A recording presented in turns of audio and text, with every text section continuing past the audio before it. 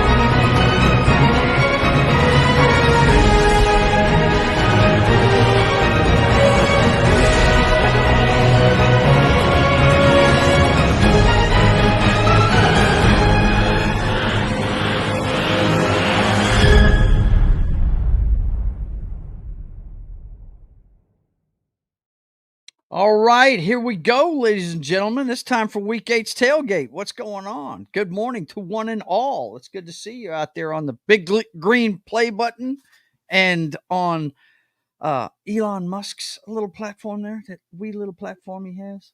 It used to be called Twitter, wasn't it? I'm not sure what it's called now. But anyway, how you guys doing this morning? It's good to see you. Of course, as usual, I've got my band of brothers with me. Led off by the one true brother I have. There can be only one. Yeah, it's a painful morning. Good morning, everybody. Glad to see y'all. Yeah, that's all I have to say about that. Credit to Highlander for actually showing up today. And yeah, Look, I was debating it, man. Don't think I wasn't. well, I would have said something if he hadn't. So that's it. Oh yeah. Honor compels me to take it like a man. So they say. That's it. Speaking of that, Knock, how you doing? Good to see you. Good. I didn't watch most of the games live yesterday. I had a long plate on my schedule going. Yeah. Garage sale. Saw Venom. How was that? That was the last thing I did yesterday. Yeah. But I saw Harry Potter in concert. That was awesome. It was the 5th movie. Mm-hmm. Got to see that live. That was really cool. The theater, first time going to that theater, Altier Theater in Richmond. And then I saw Venom last night. I liked it. I thought it was really good. It was not an ending. It's open ended, somewhat. So we'll see what happens. But it was good. I liked it. They try to do that with every movie now, don't they? I mean, right. They got to leave the door open for money. You know what I'm saying? Yeah. John, you're on a concert tour as well. What did you go see yesterday? I went to see the comedian Gabriel Iglesias, and he's just as good live as he is on his tape shows. Yep, he's probably one of the funniest guys doing the comic circuit right now. Yeah. He had a few opening comics, and one of his own comics told the Dallas Cowboys joke. Really? Yep. Oh no! What did he say? Well, he was saying he was sitting in his hotel room and he was watching watching the YouTube videos and an ad for Sports Illustrated came up where if you order Sports Illustrated they'll send you a watch, but the watch they showed had the Dallas, and you can get the faceplate of your favorite team, but it had the Dallas Cowboys. And he said, well, you order that and it'll work for any time except for playoff time. Yeah, no doubt, right? It'll work in the regular season, but not in the playoffs. As you can see, we've got guys watching in the chat. Gridiron Masters is here, and he comments on the LSU loss. He says the Tigers got gigged. Oh, well, if you understand what that means, A&M is basically an academy school, really. I've got a couple of friends that I went to school with. We were all in Air Force ROTC, and shout out to David Thompson and Alex Kilpatrick. Both of them are A&M alum. If you watch that game, you see everybody's in uniform in the stands. It's definitely a military school. But that's why he says they got gigged. That's what they call it when they beat somebody down there. So anyway, let's talk about everything college, not just that game, because there was a lot more. Actually, Danny was at a Louisiana team win yesterday, but we'll talk about that as we go through here. I'm getting a little echo here from somewhere. I'm not sure where I'm getting that. Yeah, you're getting an echo in there. Yeah. It's not for me. I'm muted. Okay. Well, as soon as I brought up this, hang on. Let's try this. Is there echo now? Yeah, it was from your screen. You added sound to it. Okay, I got the sound. Oh, that was from the one. Yeah, that was from the one clip I have. You're good. You're good. I muted the sound. Okay. We're good. Yep. Oh man. Yeah. So the first one was the upset of the week. You had 0-6 and 5-0 Liberty. Liberty has a small chance to make the playoffs. Unfortunately, their schedule is the worst in FBS. So they, especially after last year with when they got destroyed in their bowl game at Oregon or versus Oregon, it was a small chance they were going to get it. But Kennesaw State goes in and beats Liberty. That was a pretty big upset for the conference right there. Pittsburgh. Oh my God, this is Thursday night. I was watching this as well as the Vikings game, and Pittsburgh had 5 interceptions. 3 of them were pick sixes. Ooh. And this is my one highlight of the week, just because this is the kind of game it was. It's kind of setting it up. But you have the quarterback throwing it to. This was after his first pick six. I believe this is his second pick right here, and so he's throwing it to this wide receiver here on the right. But I don't think he was ready for it still. And he has his defender draped all over him. Oh my God, he's underneath him. And so you can see the ball bounces off his chest, and it's in the air right here. And so you have this. Watch this defender right here on the ground, number 30. So now the ball's coming down to here. It's going to get tipped again. He's still on the ground, right? Watch the ball. Now you can see the ball's right above his head, and it's going to go straight down, right into his hands. Boom. Wow. Never touches the ground. Never touches the ground. That was that was the kind of game it was for Syracuse. Why didn't you run it in? Nobody touched him. Because it's college. I hope that's not a serious question, John. I really hope that's not a serious question. Anyways. Yeah, he gave himself up by diving. No. You can't get up and go, John. It's college. Yeah. That's Wolfen's down. focus John, with all his I'm worried about you right now. I need trophies around him. He can't see college football. Anytime you're on the ground, you cannot get up and go. When you're down, you're down in college. And same in college. Same in high school. No. There's no giving yourself up. You're on the ground. That's it. That's why when they catch the ball and their knee is down, that's the end of the play. But yeah, that was just, and Pittsburgh still undefeated in ACC. So, good on them. Keeps going. Syracuse is not a bad team. They had Kyle McCord from Ohio State last year. So not a bad team. This is a really good win for them. Boise State, Friday night. Biggest game of the season for them against UNLV. It was a good game, but and Ashton Genty had a off day with just a measly 130 yards. Just roughly. A measly 130. Yeah, they did really. They had like 9 guys in the box. They had to, but he still grinded it out, and he was a little beat up on this one. But still, they just couldn't stop him. They couldn't stop him, and there was turnovers as well. So, USC gets a win over Rutgers. They did get to 500. Boo! Illinois had a chance to make a statement in this one. Unfortunately, Oregon, the number 1 team in the country, is too good, and curb stomped them. So 38-9 over Illinois. Penn State. This was a really good game. Wisconsin had a chance, but they turned the ball over too much, unfortunately. So Penn State stays undefeated. They go into next week against Ohio State for the biggest game of next week. Oh, really? Penn State's playing Ohio State. Oh, and Penn State's undefeated, and of course Ohio State. They going into the horseshoe? I don't remember. Well, I'll see that when we go ahead. I can't remember offhand. Okay. Nebraska and Ohio State. This was a really good game. Nebraska got destroyed last week by Indiana, 56-7 or something like that.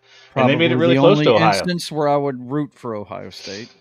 Probably the only one. So this was a really close game, but Ohio State pulled it out. So now they go into that game next week at Penn State. Vanderbilt made this really interesting against Texas.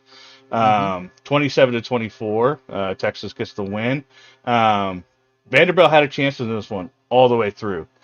They were down by, I believe, 20 touchdown, I think it was, or 3 points within one score, and they went for it with 5 minutes to go. They went for it on fourth down on their own side of the field and didn't get it. And then Texas got, I think it was a field goal to go by 10, and then Vanderbilt just had to come from behind, 10 points down with 4 minutes to go or something like that, and they just didn't have enough time to come back. Yeah. So Vanderbilt, instead of punting it and with 5 minutes to go, and that's always the decision, right? You don't know if you're going to see the ball. They had all their timeouts, so it wasn't a time issue. They weren't sure they were going to get it back, even though the defense did really good for the most part. Hang on, guys. Sure. I don't know how loud the background is for you guys. We can hear the buzzing, but it's not too bad. Yeah, it's yard work going on outside. Fine. Before you get away from this game, though, I want my brother's comments on what the change has been in Vanderbilt, man. How have they become so competitive this year? They're usually the doormat of the SEC. And well, it's attitude, new coach, new coaching staff, new philosophy. They brought in that really good quarterback from New Mexico State. He's a scrapper. Fabia. And they are last year. Yeah, and they are running the option. They're very physical at the point of attack. Look, I watched this game, and I'm surprised the way that Vanderbilt hung in there, because they were really getting outclassed in the first half of this game. But they, to their credit, made adjustments, didn't beat themselves, and really got physical defense. with Texas. Is going to have problems with physical teams. Yeah, and Vanderbilt is one of them. So, they lost this game, but they did not give up in that game, and they made it a lot closer than a lot of people thought it was going to be. And I know Texas is glad to get out of there with a win. I can tell you that. Yeah, because they went to Vandy, right? And you can and what I understand is like physical. Vanderbilt beat Alabama by over physical. Yeah, they run the option. They out physical them. Yeah, that's the option is a line of scrimmage, and defensively they get after them. They make great adjustments because Texas was going up and down the field in the first half. You look at that score. They put up 21 in the first half, and then they only scored 6 the rest of the game. Yeah. So great adjustments, but I just wanted your comments attitude on it. Yeah, I wanted you guys' comments on it because traditionally, guys, I don't watch as much college football as the rest of them, but I do know a little bit of the history of it. I have watched it over the years, and Vanderbilt is never ranked, guys. Never. Look, that trigger man that they got through the portal. The portal is big now in college football, and they were able to score. And they were actually scouting a guy on the other side of the ball. But they saw this guy play in New Mexico State, and that's the guy they ended up recruiting and bringing in there. And he's a scrapper, man. He's tough as nails. What's up, Bo? Good to see you. This isn't your son, man. This is Bo Daniel, another Daniel named Bo from Louisiana. That is my sister-in-law Trisha's kid. It's good to see you, man. Good to see you watching. But yeah, I just wanted you guys to comment on that because I think it's a great story this year. Even if they, I want to. If they play a bowl game this year, which I'm sure they will, they've had a great record. And, it's almost a lock. They just need one more win, but yeah, it's a lock. Yep, for sure. Okay, go ahead, Knock. I just wanted to comment on that because it's so rare to see Vanderbilt where they're at right now and be as competitive as they are. Speaking of punching bags, Florida State once again gets peed up by Miami. Miami's got a big game next week, which is going to be really cool. We'll see that when we look at the schedule for next week. But the game of the day, the biggest game in the history of all games, not really, but LSU and Texas A&M. Danny, you wanna head this one up, buddy? No, he doesn't. No, okay, no, right, he doesn't. So this was the last of the two undefeated in the SECs, and basically whoever wins this game has the control. Yep. No other team is undefeated in SEC, so I believe the SEC does 8 games in conference, or is it 9? I know there's one conference that does 9, but so if Texas A&M wins out, they have that home game in the championship. So or does it? I'm still kind of catching up. Does SEC happen on neutral ground or is that home? Plays it in the Georgia Dome. Atlanta. Okay. All right. Yeah. Okay. Gotcha. Yeah. But no, this is a big win. I was not on the Texas A&M bandwagon. I didn't understand why they were in the top 25, but they've clearly earned their way up. This is a team that started out unranked, Or no, I think they start out preseason ranked. I can't remember, but then they lost week They 1. did. They were ranked preseason, then they lost game 1, but they look. They've But they got a climbed back up. defensive-minded coach, and yeah, they made adjustments, and LSU didn't. So Yep. There you go. Yeah. So big win for them, for sure. LSU is going to have to pretty much win out to stay in. Yep. I don't know. I haven't looked at their schedule going out, but yeah, it's just they, see, they've got Alabama, they've got Vandy, they've got They've the got the Gators. defensive they'll have a Gators chance, who are especially playing if they beat another. Alabama. They definitely can get that playoff spot, but getting in that SEC championships could be kind of tough with Georgia and Alabama and them still going. And you still got Ole Miss as well. Huge win in the Big 12. UCF, despite their record, I know 3-5 doesn't look good. This is a great team. Or Yeah, they are. Looks like a really good team. And they play everyone really hard. So BYU still undefeated, one of the top teams in the Big 12 for sure. They pull out the win on this one. Unfortunately, the Cinderella story for at least for now, it's not completely dead, but it took a big Army's blow today. coming for you, bitches. Yeah. Unfortunately, turnovers were just too much in the beginning, and so Navy just couldn't keep up, unfortunately. So Army gets the next crack at it in a couple weeks if Army's undefeated. But it wasn't a conference game, so Navy's still undefeated in their conference. So the chances of them making the AAC are still really good. Oh yeah, especially with North Texas losing. It's pretty much Army, Navy, Tulane, and Memphis. It's going to be Army, Navy. So you can't count out Tulane and Memphis. So that's what I want, but that's what everybody wants. But still, Indiana still undefeated as well. They got 2 games against Michigan coming up, Michigan State and then Michigan, and then they got Ohio. Quietly undefeated. Indiana. Yeah. I watched them a couple weeks ago. And this was their backup quarterback, by the way. Their starter, their backup quarterback, Rourke was out, and so they had their backup quarterback in, and even with them. They still pulled it out. Washington's not, despite their record, Washington is a really good team. They're not that far off from a championship. Seniors last year, though. Yeah, right. So, but still they got a lot of talent on that team, right? And then, unfortunately for John, the loss of their quarterback. And I think they're running back too. We didn't have our starting quarterback, we didn't have our starting running back, and we didn't have our starting wide receiver, and we're missing 2 people two key starters off defense. I mean, personally, I don't think it would have mattered. They may have scored more points, but may have actually scored points. Yeah, but this unfortunately was just a beatdown, 34-0. This was a really fun game to watch. I watched the highlights. In-state rivalry, Kansas State. Yeah, Kansas having kind of a down year, unfortunately. But they were ranked to start out the season. Obviously, you can take that with a grain of salt with season rankings. But high hopes for this team, decent team, Big 12. It ended with a Kansas State field goal at the end of the game for the win. So that was pretty big. Oklahoma and Ole Miss. Ole Miss gets the win. Speaking of punching bags, yeah. Oklahoma showed a little life in the first quarter, as you can see, 14-10 going in the half, but nothing in the second half for Oklahoma. I guess you could say adjustments were made. Adjustments were made. No, dude. Look. What the depth chart showed is what's up. Our depth chart sucks. Theirs is better. Yeah, that's what always happens in these conference games. The depth chart always shows in the second half, man. That's the way it is in college. This was a big game right here for the ACC, both going in 6-1. Duke needed this to stay in the ACC race for sure, and Duke is a really good team. I know you don't have the greatest love for basketball teams, but they are a really good football team. Yeah.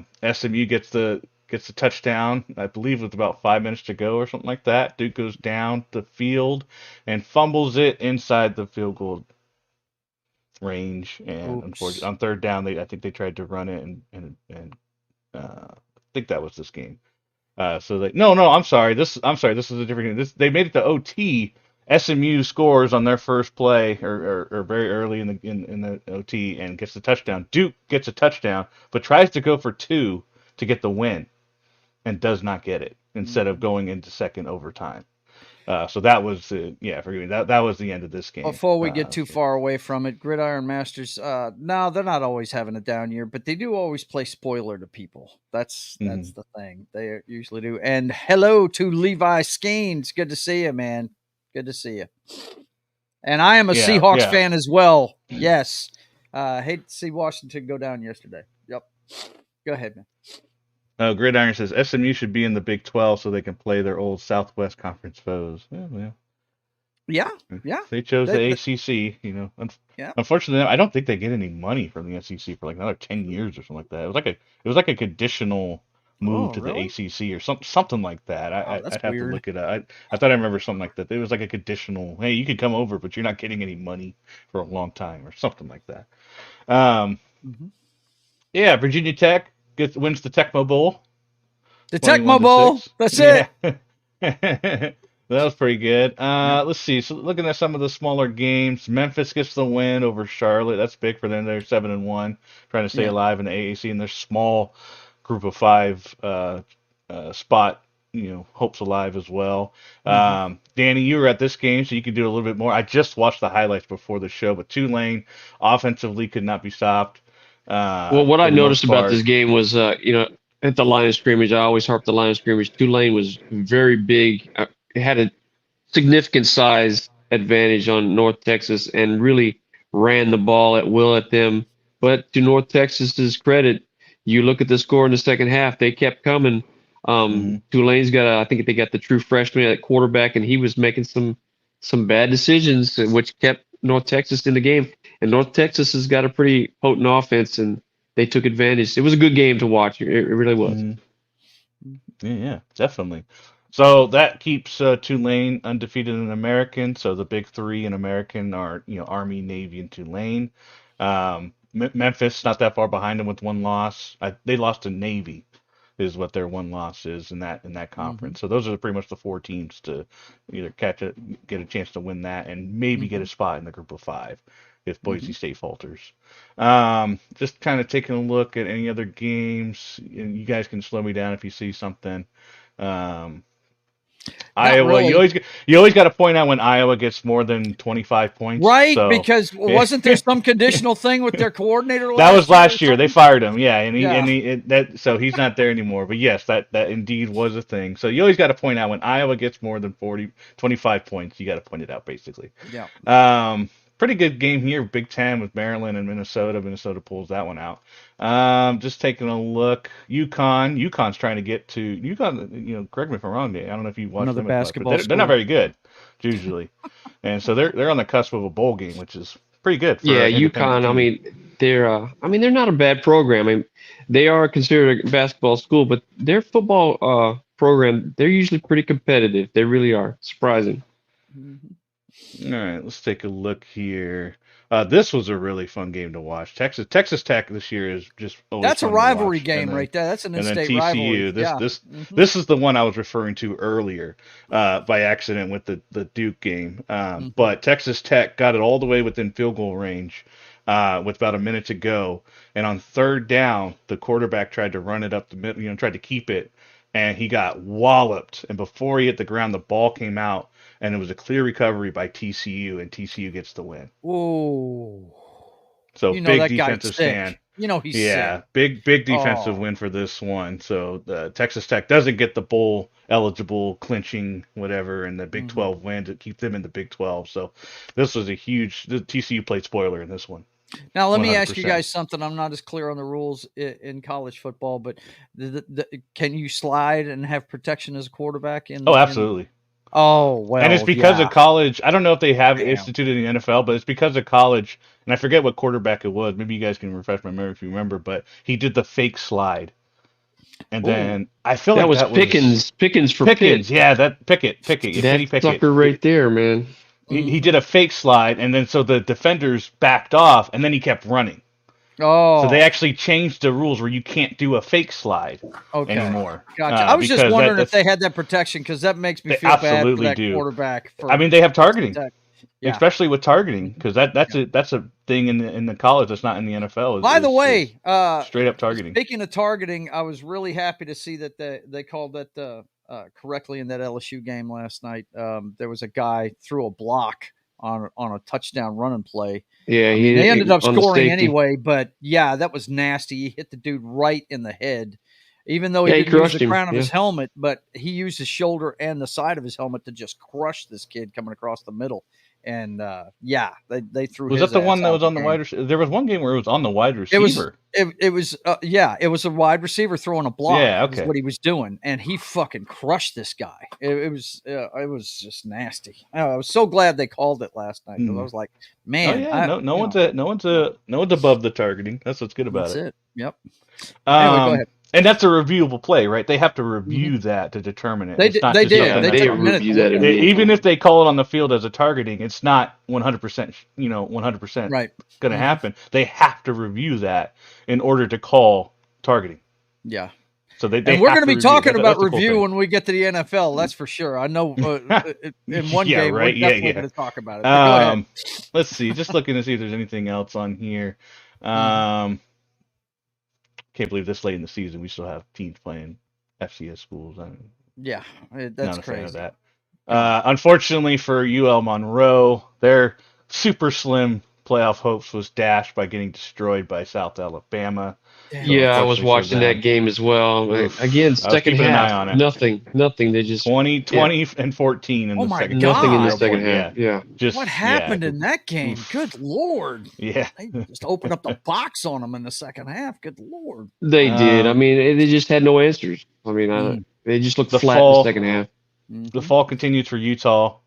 They're just completely in free fall. Game Rising, another disappointing season for weren't they 4-0 this starting out? Another something like that. Yeah, streak? Yeah, for good sure. Lord. They're just gone. Let's see. I guess Michigan over Michigan State. That's of course. Yeah, that's an in-state there. rivalry. Yeah. Michigan still puttering along.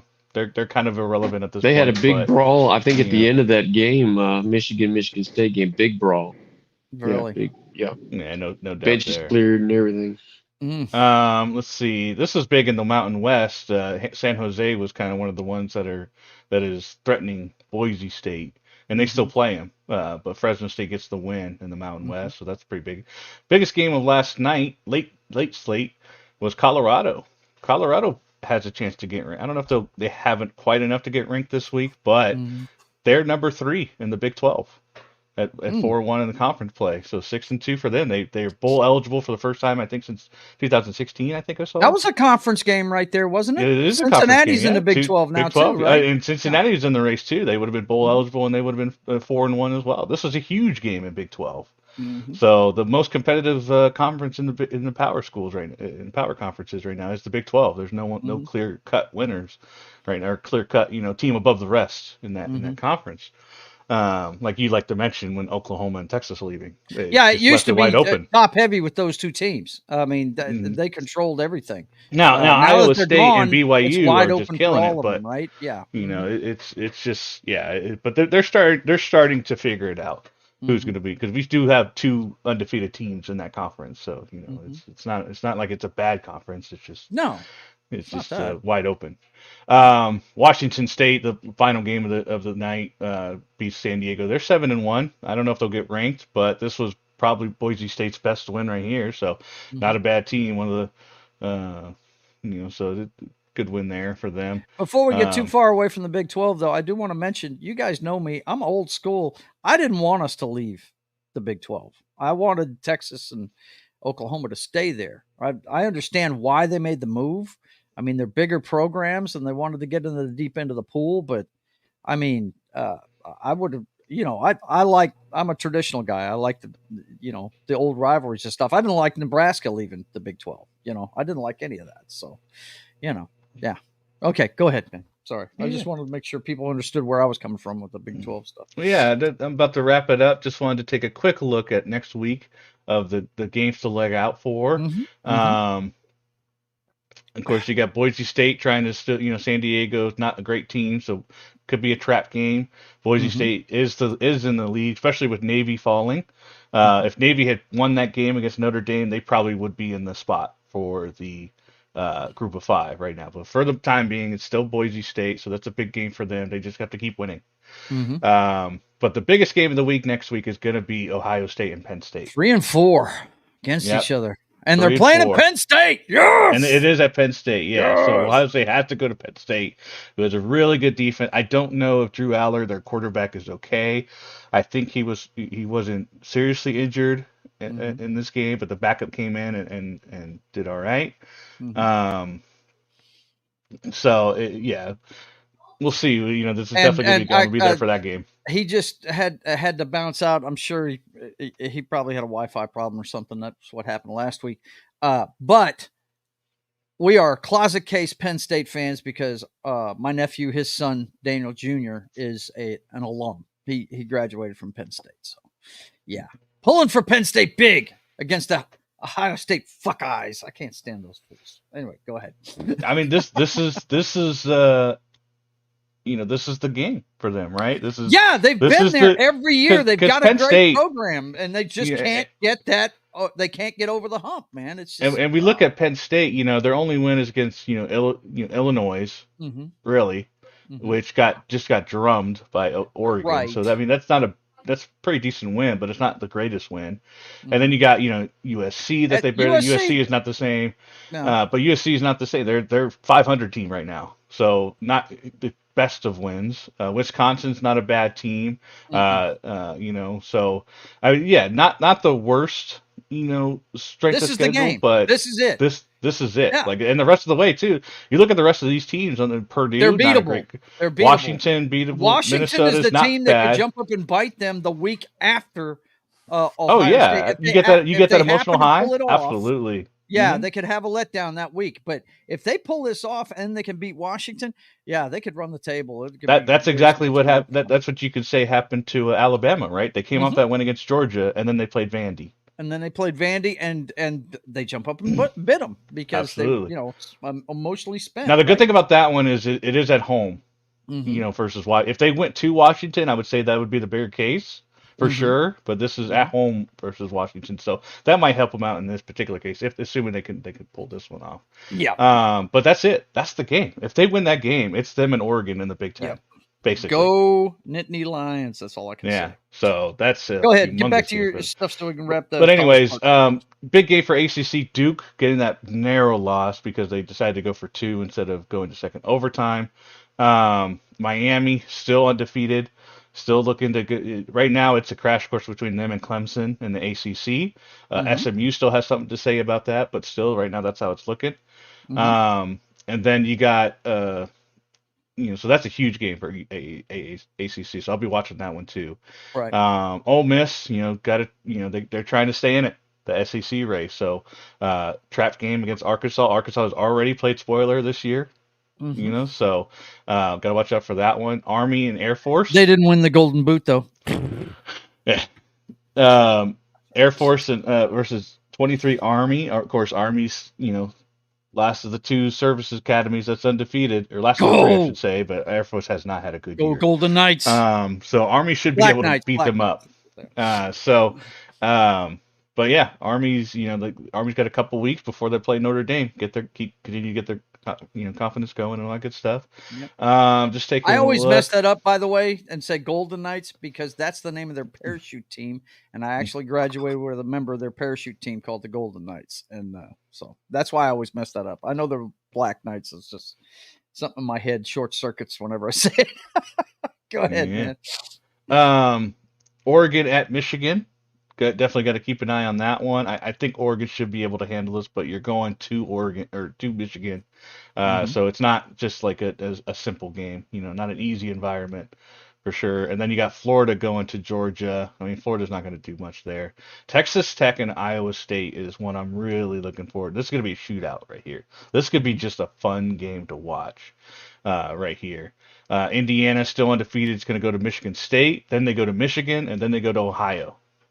Or then they play Ohio, I should say. I don't know if it's a home game or not. So Indiana could be on a crash course to Ohio as well, which would be really cool to see. Nice. Because nobody has Indiana getting that. Nobody does, and I tell you what, that if you don't know about them, you better start paying attention because that's a damn good school. What's his name? Well. Signetti, I think the coach's name is. The Google me, everywhere he goes, he turns around programs, man. So he's turned this one around. Yeah, that's become a really famous thing now at this point because he keeps winning. So definitely gonna keep an eye on Indiana. Navy's gonna try to bounce back against Rice. This should be a really good game for them to just bounce back and just beat up another team. team. Get all that aggression out. Let's see, Texas A&M and South Carolina. South Carolina's a sneaky team. Their defense Somebody is please beat ridiculous. the Aggies. I'm begging Yeah, you. yeah. I definitely have to begrudgingly respect Texas A&M. I had no respect for them at all, but they keep winning. They Yeah. do. They keep Yeah. winning. And their one loss is to, I think, Georgia State. No, Notre Dame. I'm sorry, that's a different team. Yeah. That was Vandy that lost to Georgia State. Notre Dame But beat Notre 'em. Dame. So their only This is loss why is you to Notre question the Dame. So. Aggies. Right there. There it is right there. That's why you question. I mean, that's not the worst loss, that's for sure. Oh, And then for ACC, one of the biggest games of the season is definitely Pittsburgh and Pitt. SMU. This is going to be Pitt. high flying offense versus a team coming off 5 picks with 3 pick sixes, Pittsburgh. And the offense is pick not bad at it. sixes. Good 3 Lord. pick sixes, all in the first half. Like I think they were all. Damn. The first 2 were definitely in the first quarter. And So one great oof. highlight, just a fall in my hands pick. You That just was the awesome. follow. That's why I picked that one as my highlight of the week because it was. So, I saw that Thursday night. I saw it live, and I was like, Yeah. "Oh my goodness, this is it." I don't care what happens the rest of this weekend. That's my highlight for Sunday. So. Well, all right. I'm Um, going to cut you off here, man. yeah. I think Sorry, I'm we've going a little bit talked enough over, but college there's so football, much man. in college right now going Yeah, on, I and know. we're getting to the down meat of to it. it, man. It's coming down to Yeah. we're on the backstretch. So, hey. Absolutely. Yep, absolutely. He said, Gridiron Master said he's picking Pittsburgh.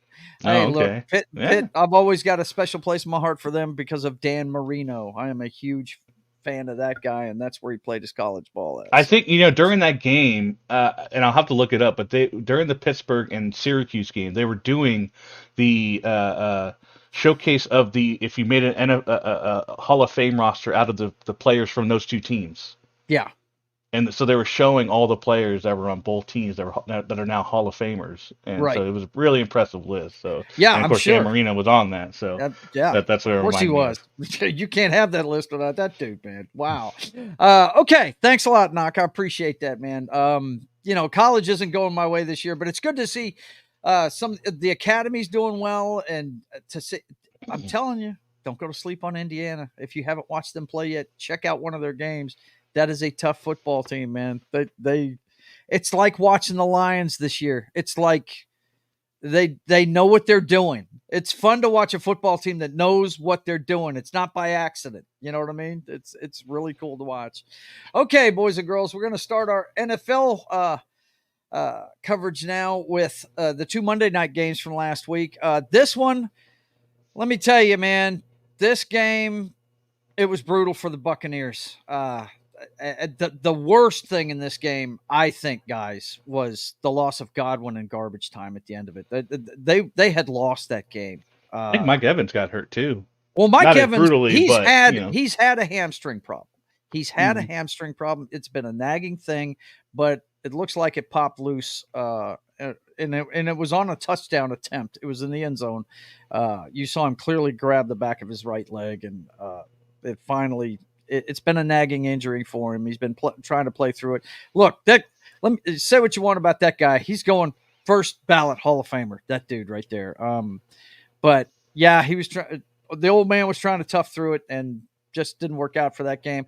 But Godwin stepped up. They were playing well, and they just didn't have an answer for that. My God, King Henry and Lamar Smith is just hard to deal with. If you're questionable against the run, they're going to mow you down. And have you seen the face that Derrick Henry makes when he's running for those 80-yard yes, touchdowns? It's beautiful. Hang on, I'm going to find it while you're talking. Find it, please. There's a perfect picture.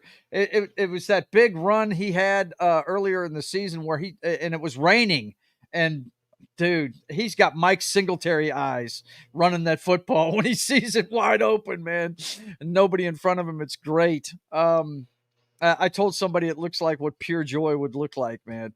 Big fan of King Henry. I love any big bruising running back. But it was too much for the Buccaneers to handle. And my gosh, Godwin gets his friggin' lower leg broken. They're down 10. They had already gotten one onside kick, so I guess they thought they had hope there with 5 minutes left that they could get 2 scores. They were down 10, like I said, and it just seemed like a senseless injury to me. Didn't you think that, John? I mean, I was like, why are they still why aren't the backups in here? Bro, do you not remember when Peyton Manning brought that team back? That's the thing that came now. to my head. I was like, you know what? The Buccaneers are never going to give up after what Peyton Manning did. What was it? 3 touchdowns in a 2-minute there at the end? I mean, it was just why don't they have the backups in it? Boom, boom, boom. Yeah. Game is the other way. Yeah, but it just seems so senseless, man. God, it just seemed horrible. You got it there, man? Yep, I got it. Let's see. There he is. Yes. And they showed this during this. I think this was a couple weeks ago, but this was again the other night. The same look. They had pictures of like the same 80-yard run or the 2 different 80-yard runs. He had the same look. Right. And there's Tennessee pictures you can look where he had the same thing. Yes, it's crazy, so man. That dude, he sees wide open space like, here we go. Oh man. But anyway, let's see. Gridiron Master says I have a soft spot for Pitt. Too, only because of Jackie Sherrill, coach there, and he recruited Marino. There you go. Well, he was a smart dude. But yeah, the Buccaneers, they're going to have a tough time. They're down to backup wide receivers now. But if anybody luckily they're in an awesome division, so right, that's cool. That division is so it's just crazy. I don't know who's going to win that division. It's just crazy. But that was the first one on Monday night. The other one was the Arizona Cardinals actually gutting out a win against the Chargers. I didn't see this game.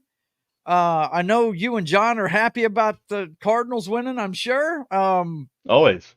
Did either one of you check the highlights of this thing or anything? I watched a little bit of it, because it was on. I think this was an ESPN Plus exclusive. Yeah. So when the end of the game because I was watching Manning Cast that night, and so when they ended it, they actually had what's his name Hansen from the Red Zone, right? Was the one that was calling this one, I think.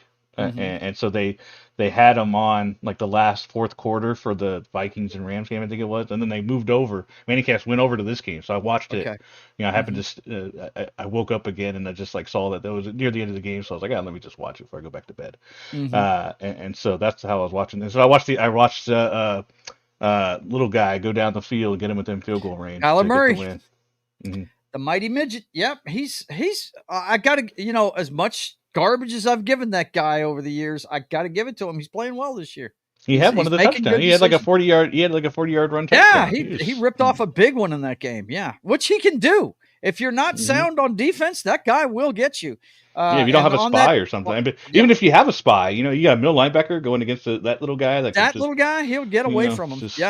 He's crazy good with the ball in his hands in the open field. You've just got to play sound defense again. You can't get upfield past him. Because he'll get underneath that and just gut you. But yeah, good to see Arizona pull that off. And you want to talk about a division that's up in the air. The next one we're going to talk about, matter of fact, that's a good segue. First of all, before we get off this one, what the hell is going on in San Diego that they can't score more than 15 points when they've got Herbert and Harbaugh should have a running game going there. What is going on? Yeah, I think that's it. The running game hasn't taken off, and their wide receivers aren't the best. The best they have on there is Quentin Johnston, who's he's really young. Who's the guy that's playing for another team this year? They'd like to have back right about now. Keenan Allen. Oh, Keenan Allen. He went to the Bears. The Bears who are shining right now. So. Right. Now that Williams has figured out that he doesn't have to throw a touchdown on every play. All of a sudden, they are torching people. Yeah, and he needs to throw it to Keenan Allen more. Right. Yeah. So, Arizona gets a good win against the Charger squad that is working on it but haven't figured it out yet. So, okay. Let's see. The one that we really need to talk about starting off this week. Let me get to the one we all called wrong. Oh, nobody got it right. Yeah, everybody picked Minnesota. Well, how can you not? I mean, I had Minnesota as defense in all 3 of my fantasy teams, and that was a mistake. They're playing great on defense. They got 0 points for me. But wow, what a difference Puka Nacua and friggin' Kupp make, huh? Yeah, absolutely. Holy and Kyrie shit. Williams. Matthew Stafford looked like he was 20 years old in this game, man. I'm super sad that I don't have Kyrie Williams. I had him, I think, on 2 of my teams last year. I picked him. He's running awesome. wild. And he's been amazing. Wow. now that they got their receivers back, that offense, they couldn't stop them. They couldn't stop them for shit. It was amazing. And they're down And the if stretch. you watch the beginning of this game, Vikings, the first 2 drives, perfection. Yeah. Yeah, 14, the offense was 14 going well. points in the first quarter, and it was And I remember you perfection. texting that, and I said, well, the Rams didn't look bad on their first drive. I was at work, and, I just catch it when I can. And I got to see the fourth quarter of this game. And, man, I tell you what, Stafford looked like he was having fun. That was cool. Because I'm a big Matthew Stafford fan. I've been a fan of him since he was a rookie. Ever since that famous, mic'd up segment the NFL took of him, when he went in there with a bad shoulder and won against Cleveland, but at the end of this game, controversy reared its ugly head. Minnesota got the ball inside of 2 minutes. They had no timeouts. They had to use all their timeouts on defense to get the ball back. Great punt, put them on the 3-yard line, and they had 97 yards to go. And was it a third down play? I can't remember, but there was a clear face masking penalty on the sack in the end zone, and it and you could see even the defender that did it was holding his helmet like, oh, I fucked up, because they did, and you've got it there. Yeah. Guys. I mean, now, and this picture doesn't show the other point of view, which is the ref right here on the left side looking right at it. Looking right at it. Mm-hmm. Yeah. And and like you said, he was holding his helmet, like the defender, like holding his helmet, and clearly ripped his head to the side and pulled him down. And I heard it was, they had no timeouts. It was still 1 minute and 30 seconds to go. This would have been a 15-yard penalty with more than a minute to go in a game. And you're telling me they didn't have a chance? The Vikings with Justin Jefferson? Yeah, didn't have a freaking chance? No call right there is. I'm telling you right now, the NFL changed the game. does not. That determined the game. Look, I'm telling you right now, the NFL being in bed with these betting sites, and that as much technology as they have the NFL to get calls right, to not get that right, that just speaks to the integrity of the NFL. Because there's no way that doesn't get called. I'm sorry. Yeah, that's a big play. It's a big play. Even the defender's like, I can't believe that wasn't called. I can't believe it. Mm-hmm. Like that was clearly. This is something I guarantee you they're going to talk about in the off season. Some of because they have implemented. Thanks for that, by the way, Knock. They have implemented these reviews that take place in New York on like spotting the ball and things like that are instant, right? And they've got to implement this, especially on things like this where the ref doesn't see it. Maybe there was a lineman in front of him or something. And he could not see it or something. Fine. Let New York. Well, it's L.A. now. They're based in L.A. now. And that's a crucial call. Whoever makes a call, they need to be making that call. That's an easy call for them to make. You missed it. They should be able to do that, and they should be doing that. And you saw him kind of go for his flag too, and then he just didn't do it. Well, and it needs to be like so in the UFL, right? In the UFL, what they have right now is those things can be overturned. It's like it's one of those things where call it, and it's like a fumble now, right? If there's a fumble, it's an instant review, and if it's not, and the refs are told to just let it play out now, right? Right. Because it could be overturned, which is good. Which is good, and that should be the case here. If he throws a flag, it should be reviewable, right? By Cali. Los Angeles, whatever the headquarters is, and then it could be overturned. But if he doesn't throw it, it's not reviewable. Yeah, and this is the deal. And right now, either way, it's not reviewable. It's an easy fix. You know what you do? You make the guy in LA an extra ref on the squad. Make him be able to throw a flag. You know what I'm saying? A virtual flag, whatever. Be able to interject right then. Hey, look, you missed this. Let them know right then. Which they can in the UFL. And they do it. They do it in this game for spotting the ball, all kinds of stuff. They do that all the time. They just apparently for this particular kind of call, they don't have that. They need to make it across the board.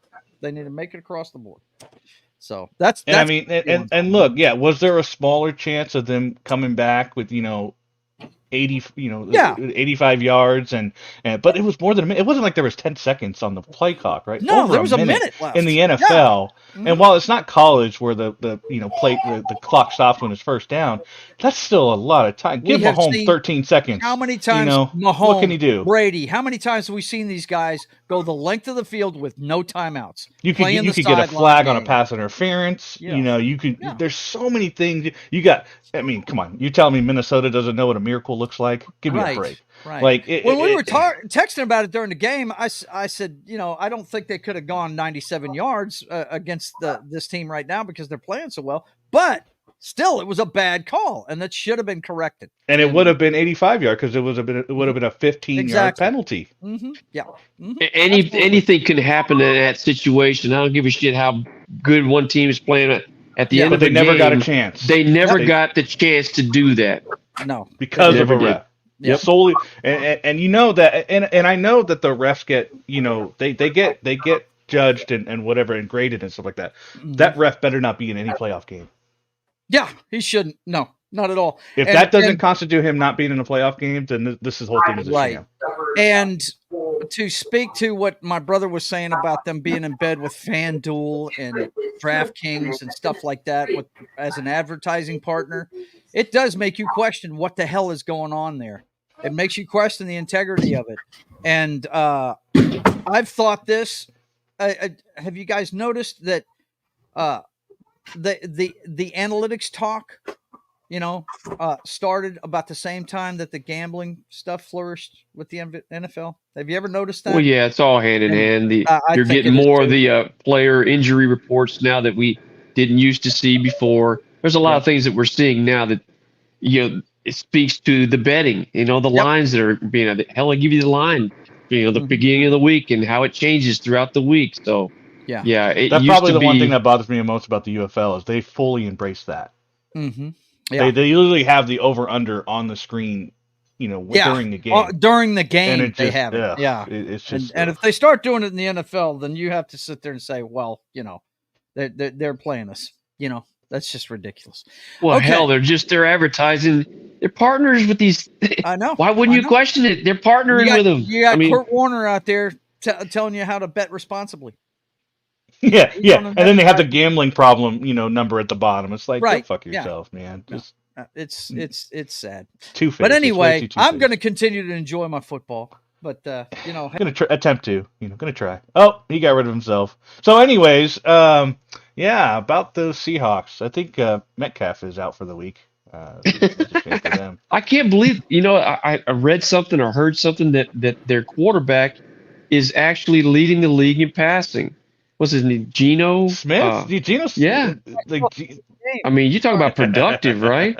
Didn't see that coming at all. He's doing a decent job for sure. No doubt. Welcome back, host. We're just talking about the Seahawks. Oh, no, you're talking shit about my Seahawks. No, I was saying that Geno was actually leading the league in passing. Passer. Yeah. Mm-hmm. Yep. It's awesome. But anyway, we're going to get to them. Right now, we got to talk about today's slate of games. Sorry about that, guys. I hit something on my mouse and it made me fucking disappear. Hey, shocker, guys. Breaking news. Deshaun Watson's out for the season. Imagine that. Shocker. Yeah, flat tire, man. I don't know what the Browns are going to do. Clearly, they're not going to recover from this. Jameis Winston's going to lead him on to Jameis Winston. I swear to God. I hope they win this game. I know they're probably not. I hope they do. But if they win this game because of Jameis Winston, and not because of the defense, not because of Nick Chubb being back, but if they win it because of Jameis Winston, right? Look, it's twofold for me. I'm a big Jameis Winston fan, and I hope they win just to rub it in freaking New Orleans' face because they let him get out of there, never gave him a real good shot. And the guy, I just believe if he's in the starting lineup, the guy can play. I mean, he can play, so we'll see. Yeah, he wanted to see him with the Saints forever. He wanted to get. We were 4-2 when he blew his knee out, and he never got back on the field. Yeah. It just amazed me. And it's a shame the Browns got rid of Amari Cooper because he probably could use him. He probably use now he's stuck with Jerry. Where's my hands, Judy? Real quick, the guy sitting here saying Naka's in charge. Oh God! Well, we got to say hi to him real quick.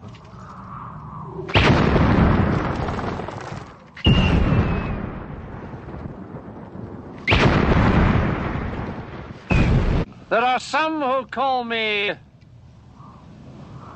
Tim. And he says, talking about the Minnesota game, he said the refs are betting on the games. Yeah. You got to question all that shit. But yes, getting back to this game, I would love to see Jameis Winston crush this team. Good to see it, Tim. But I mean, I think the odds are pretty bad of it happening. I mean, how do you stop Lamar and Derrick Henry? How right do you now? stop these fools? I don't know how Zay Flowers is doing right now, because he got hurt last week. Right. I don't know if it was serious or not, but yeah. So that's a weapon down. But they question. got Mark Andrews back in full swing, who tore it up last week. You still have Lively, the other tight end, who's a good target. So, dude, they've got weapons. Yeah, they can be stopped, but it's tough to stop them. And it's a division game, and up until this year, this is a really good defense. So maybe they can capture that again. Yeah, where's the Browns? It's a division defense? game. It's not like they don't know them. I mean, they might have a few answers, but we'll see. I what wouldn't happens. doubt that you're getting rid of that distraction back to this, just a constant distraction. Yes. I think they're going to play some sound. I think it's going to be a close game. I really do. I hope it is too. I'd love to see this one. Or the Browns could get their doors blown off. They could. Either thing could happen. It's going to be interesting to see what happens. I picked Baltimore. Dan, I'm pretty sure you're picking Baltimore in this one. I don't want to speak for you. You can tell us who you're picking. Yeah, I took the Ravens in this one. Yeah, I just think they're just, at the end of the day, they're just too strong. But we're all rooting for them. We're rooting for the Cleveland Browns. According to ESPN, Pick'em's app, 2% have picked the Browns. Wow, jeez. Knock, are you even going to take a chance? I'm not in that 2%. Yeah, okay. That's what I thought. What about you, John? I'm picking the Ravens. There you go. Okay. Oh, you didn't roll the dice on this one, John? Okay. We're all yeah, no dice cam on this one. But we are all rooting for the Cleveland Browns. No doubt. That could be bad. That's either that could be bad. Have we come up with the dice cam thing yet? Because that would be a great thing, man. He does have a dice cam. Yes. He does have a dice cam. Yeah. That's awesome. If he's got one for that, yeah. That's awesome. We need to have one dedicated game a week that is a dice cam. It is dice cam, right? That's going to be the dice pick. It's not this one. It's not this one. You know what? The Titans are stingy. I'm not saying they're going to win this one, but don't overlook the Joe. You can look at their past games. They're not blowouts generally with the Titans. They fired Mike Vrabel. They have. You can hate them all you want, Joe. You can hate them and the Bills all you want, but you can't deny that. You can't deny what they've done. And the Titans may have a bad record, but they keep it close. Yeah, they do. They're scrappers, but I don't trust their quarterback will shit the bed. So, hey. But Will Levis is not their quarterback right now. The bed right now. That's the Lions. I mean, Goff is completing passes at a clip that is outrageous because his running game. You want to talk about two running backs that are running angry. That's Montgomery and Gibbs. Those two are acting like they're bigger than everybody else on the field, and they're mowing guys down when they run the ball against them. Joe John is veering dangerously close to the no-Joe. No, I'm not putting the no-Joe on them. I'm just saying I love the way they're playing football right now. If they're questionable in the secondary. Their secondary gets way too many penalties. They get a lot of penalties. And there's Dad calling me in the middle of the show. The man never realizes we're on YouTube. Friggin', they're susceptible on defense. There's no doubt about it, man. Especially, I was impressed with their pass rush against Minnesota without Hutchinson. I don't know what that guy's name was, but he was getting after Sam Darnold a lot in that game. I don't know if he's his backup or what, but it was pretty good. It was pretty good to watch. But anyway, does anybody want to go on the limb with the Titans? Knock, you talked a lot of shit. I'm not gonna. Like I said, I'm not picking the Titans. But look at that. If you look at right down there below, despite how long they've been on the field, number one defense in the number league. One defense. Yes, they do have. That's all I'm saying. Is they can cause turnovers. They can cause short fields, and that keeps the Titans in the game. That's all I'm saying. Yeah, I just dude, them firing Vrabel just. This isn't the Seahawks and Giants game. No, where we gave them no chance, and yet the Giants still won. No, absolutely, absolutely. Here's the rest of their division. The Colts up against the Texans in a division rivalry. Or Richardson will be playing. The Flacco stance has ended. He's on the sideline now. Richardson is back. And I think Taylor's back, isn't he? I think he's back off of injury. They won last week. I know that. Houston, they're rolling along, but ever since Nico Collins left, they're having to gut these wins out. You know what I mean? Since Nico Collins been out with injury, I don't know if he's back or not for this one. You can check on it, guys. But I would give the edge to Houston in this one, just because of how they've been playing this year. But it's a division game. Tim, we can't talk about that anymore. No, Tim, I'm not even putting that on the screen, bro. No, my brother bleeds purple and gold. I'm not talking about that anymore. We already covered it. Anyway, I'm giving it to the Houston Texans this week. I trust C.J. Stroud more than I do Richardson. Richardson could go out on any play, but the thing with Richardson to me is he's got a lot to learn. He's got a lot to learn about reading NFL defenses and stuff like that. So, Danny, your thoughts on this one? Yeah, I know I'm it's taking almost Texans. Terry time, so you may be getting out of here soon. Nah, Mama's son hasn't come down yet, so I'm taking the Texans. They're tough at home. I think this is going to be a good game. These two teams usually play each other pretty even, but it's I a think good the Texans divisional will game to watch. Yes, have enough absolutely. at home to win. So I'm taking the Texans. Okay, Knock, what you got? I'm picking the Texans. Just like their offense a little bit more than the Colts. I think Colts are a scrappy team for sure. But and the last time they played, which is what week 1, week 2, this is when Richardson airballed it. Oh my all game. God, So he had two of the most maybe beautiful if you could do deep that balls again. in that game. Yeah. I'll be right back. I gotta go change up some laundry, but I'll be listening on YouTube. Yes, so I can sir. answer if John, I don't make it back thoughts by the on next this one? week. Well, you can never count out C.J. Stroud. Yeah. He's an excellent quarterback. I've got to go with the Texans. Okie dokie. All right, that's it for that one. Let's move on to the next, which is my brother's Jacksonville Jaguars. The Jaguars going up against the Green Bay Packers at home in Jacksonville. They're home for now. What's that? What'd you say? They're home for now. They're home for now, Right. yeah, until they moved to England, right? Yeah. I don't. Whatever.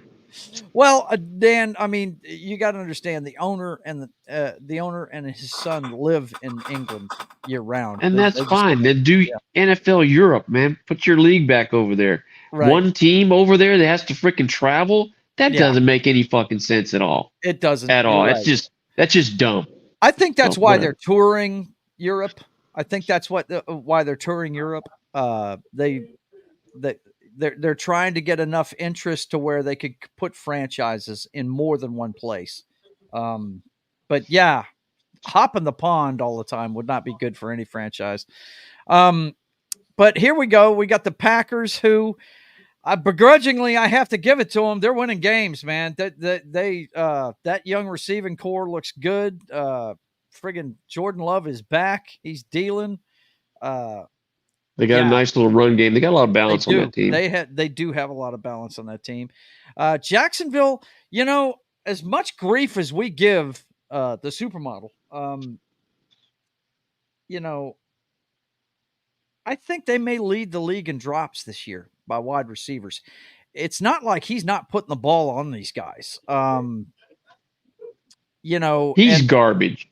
He is garbage. Point I understand blank. that, Dan. I understand that. But they are dropping the ball at a record clip. And they've got a good running back in Etienne, man. Yeah. I'm not sure if they're if he's healthy or not, but they do have a running game there. I'm telling you, that team does not believe in that quarterback. Yeah. Case in point. Mm-hmm. I hate to talk about last night's game, but when A&M put that other quarterback in there, that whole team turned around. Yeah, they did. Yes. So I don't believe that team believes in that quarterback at all. Yeah. And it permeates throughout the team. So, yeah, I'm taking Packers in that one. Taking Packers. Okay. I just don't believe it. You're right. The supermodel kind of, man, God. Yeah, Packers for me too. Yep. John, thoughts on this? I'm going Packers because you remember I picked the Packers to go all the way. Yeah, you picked the Packers go all the way, and Knock, even though he's busy, has picked the Packers as well. So we'll move on to the next game. This one's going to be interesting to see because we actually have Tua Tagovailoa coming back to the Miami Dolphins. You see the offensive numbers. He hasn't played most of the year, and look, this team goes as Tua Tagovailoa goes. If he's not playing, they suck. Now he's playing. Look out. He's going to get the ball to Tyreek Hill at some point. But they're playing a squad in Arizona who have been in. This is the story with Arizona every year. They're in every game. You talk about an enigma. That's an Arizona team. Yes. They could have very well easily won more than they've lost. They're in every game. They are in every game. They're in there at the end every time. And I watch them all the time because they're in my division. You know, I try and catch my division games as much as I can. And look at the rushing numbers down there. They're fourth in rushing in the NFL quietly. Nobody's talking about if you can run it and stop the run, you're going to be in games. It then becomes about turnovers and what is your quarterback doing?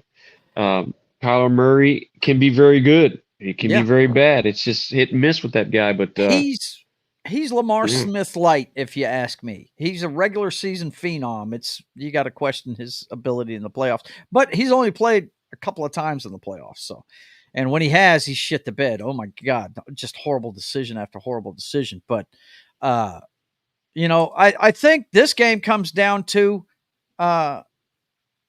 does Tua Tagovailoa have rust or not?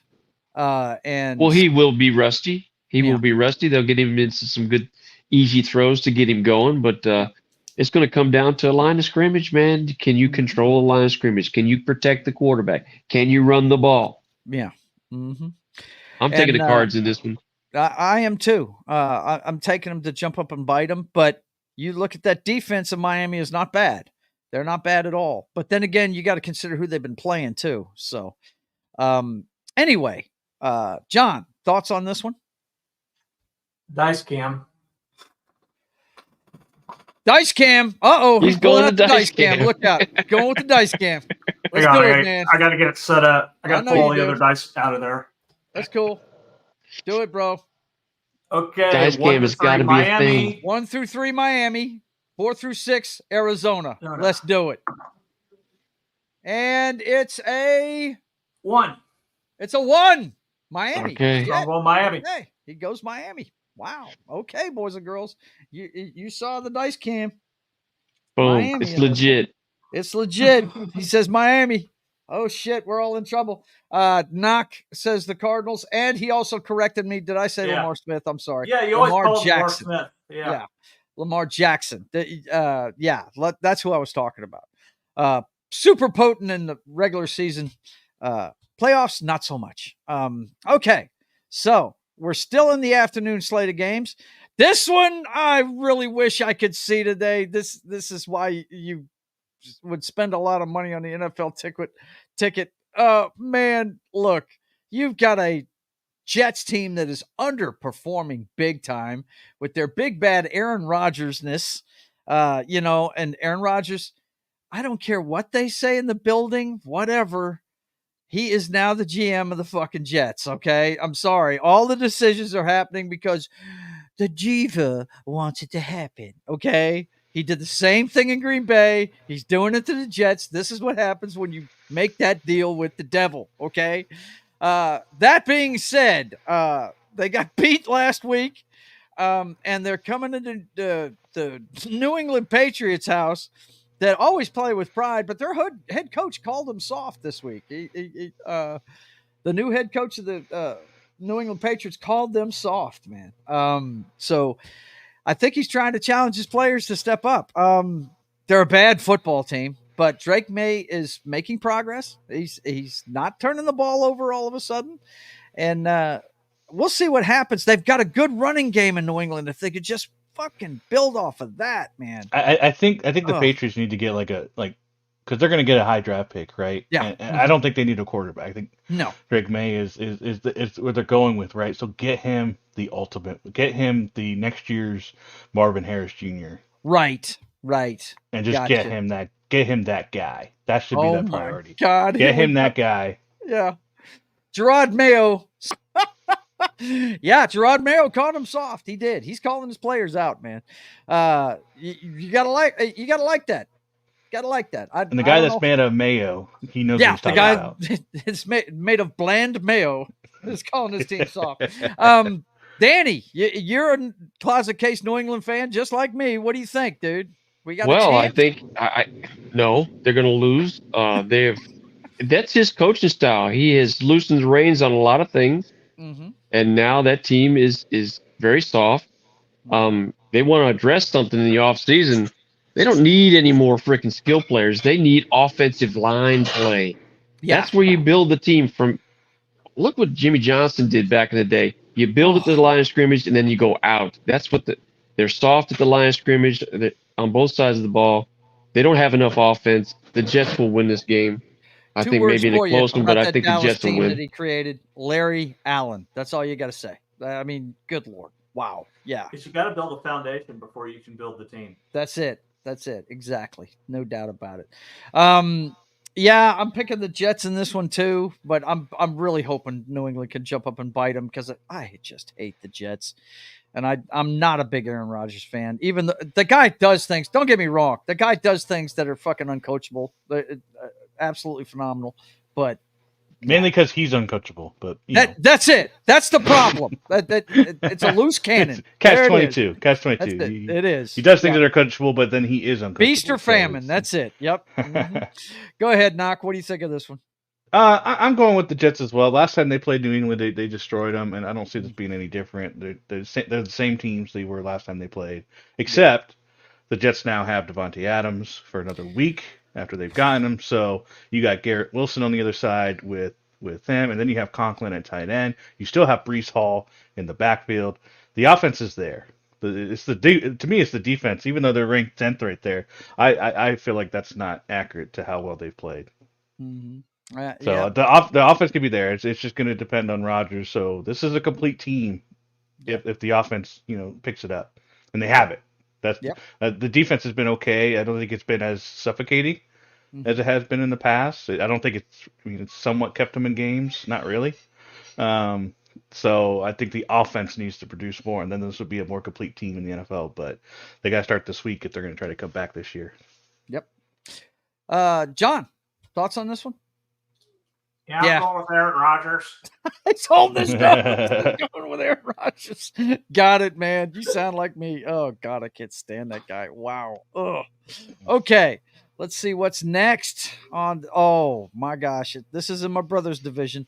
The Atlanta Who Falcons. Wants to lose? This is going to be Turnoverville, I bet you. Jeez, man. Well, the thing about it is, here's the thing. After the game against Minnesota, we got backups out there for wide receivers for Baker Mayfield. How much chemistry can they build in a week? We don't know. But he did get Shepard, who played with him at Oklahoma. So he does have that guy to go to. The Falcons, I'm sorry, Kirk Cousins, I don't know, man. I don't know. I really don't. Their offense, look, on paper, the Falcons should blow the doors off of this team.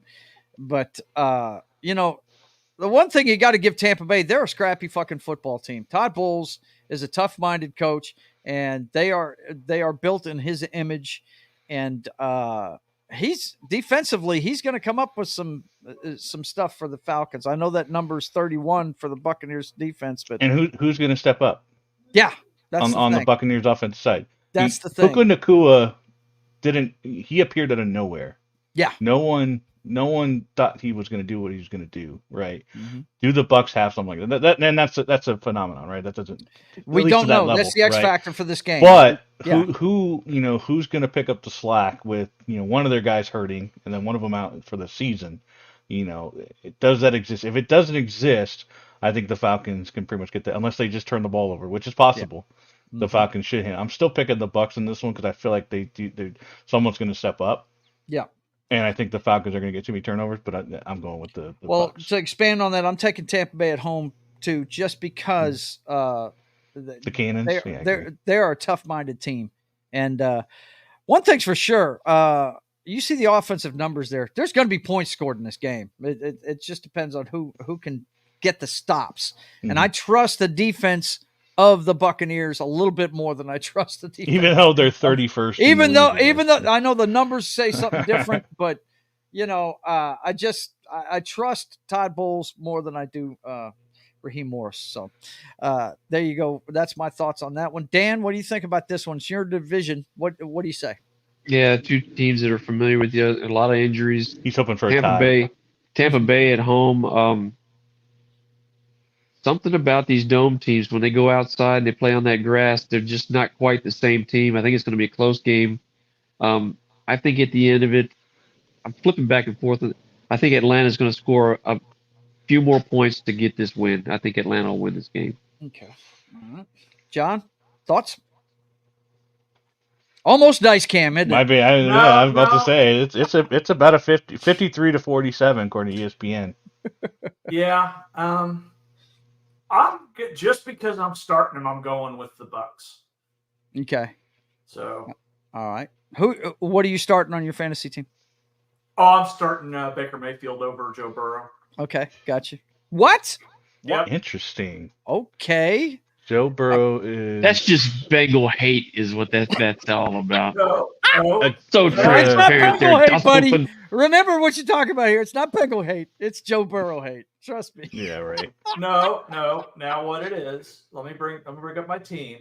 Joe Burrow is facing Philadelphia, who's 26th in amount of points given up to quarterbacks, whereas Baker Mayfield is facing Atlanta, who's 11th. So I'm playing the numbers. Okay. Wait. So that would mean Philly is the better option if they're 26th and allowing. That's a lower number. No. And Philly's defense is not that great. What he's saying is giving up air. They give up fewer. Philly gives up fewer points than. Then they should be higher. It should be a higher number then. That's not the way it works on Yahoo Fantasy. That's weird. Yahoo Fantasy, where stats go to be reversed. Okay. Plus, I mean, Philly has not played great teams. They struggled against the Giants. I mean, I would not trust the Eagles. Despite the numbers, I would not trust the Eagles. Speaking of the Eagles-Bengals game, here we are.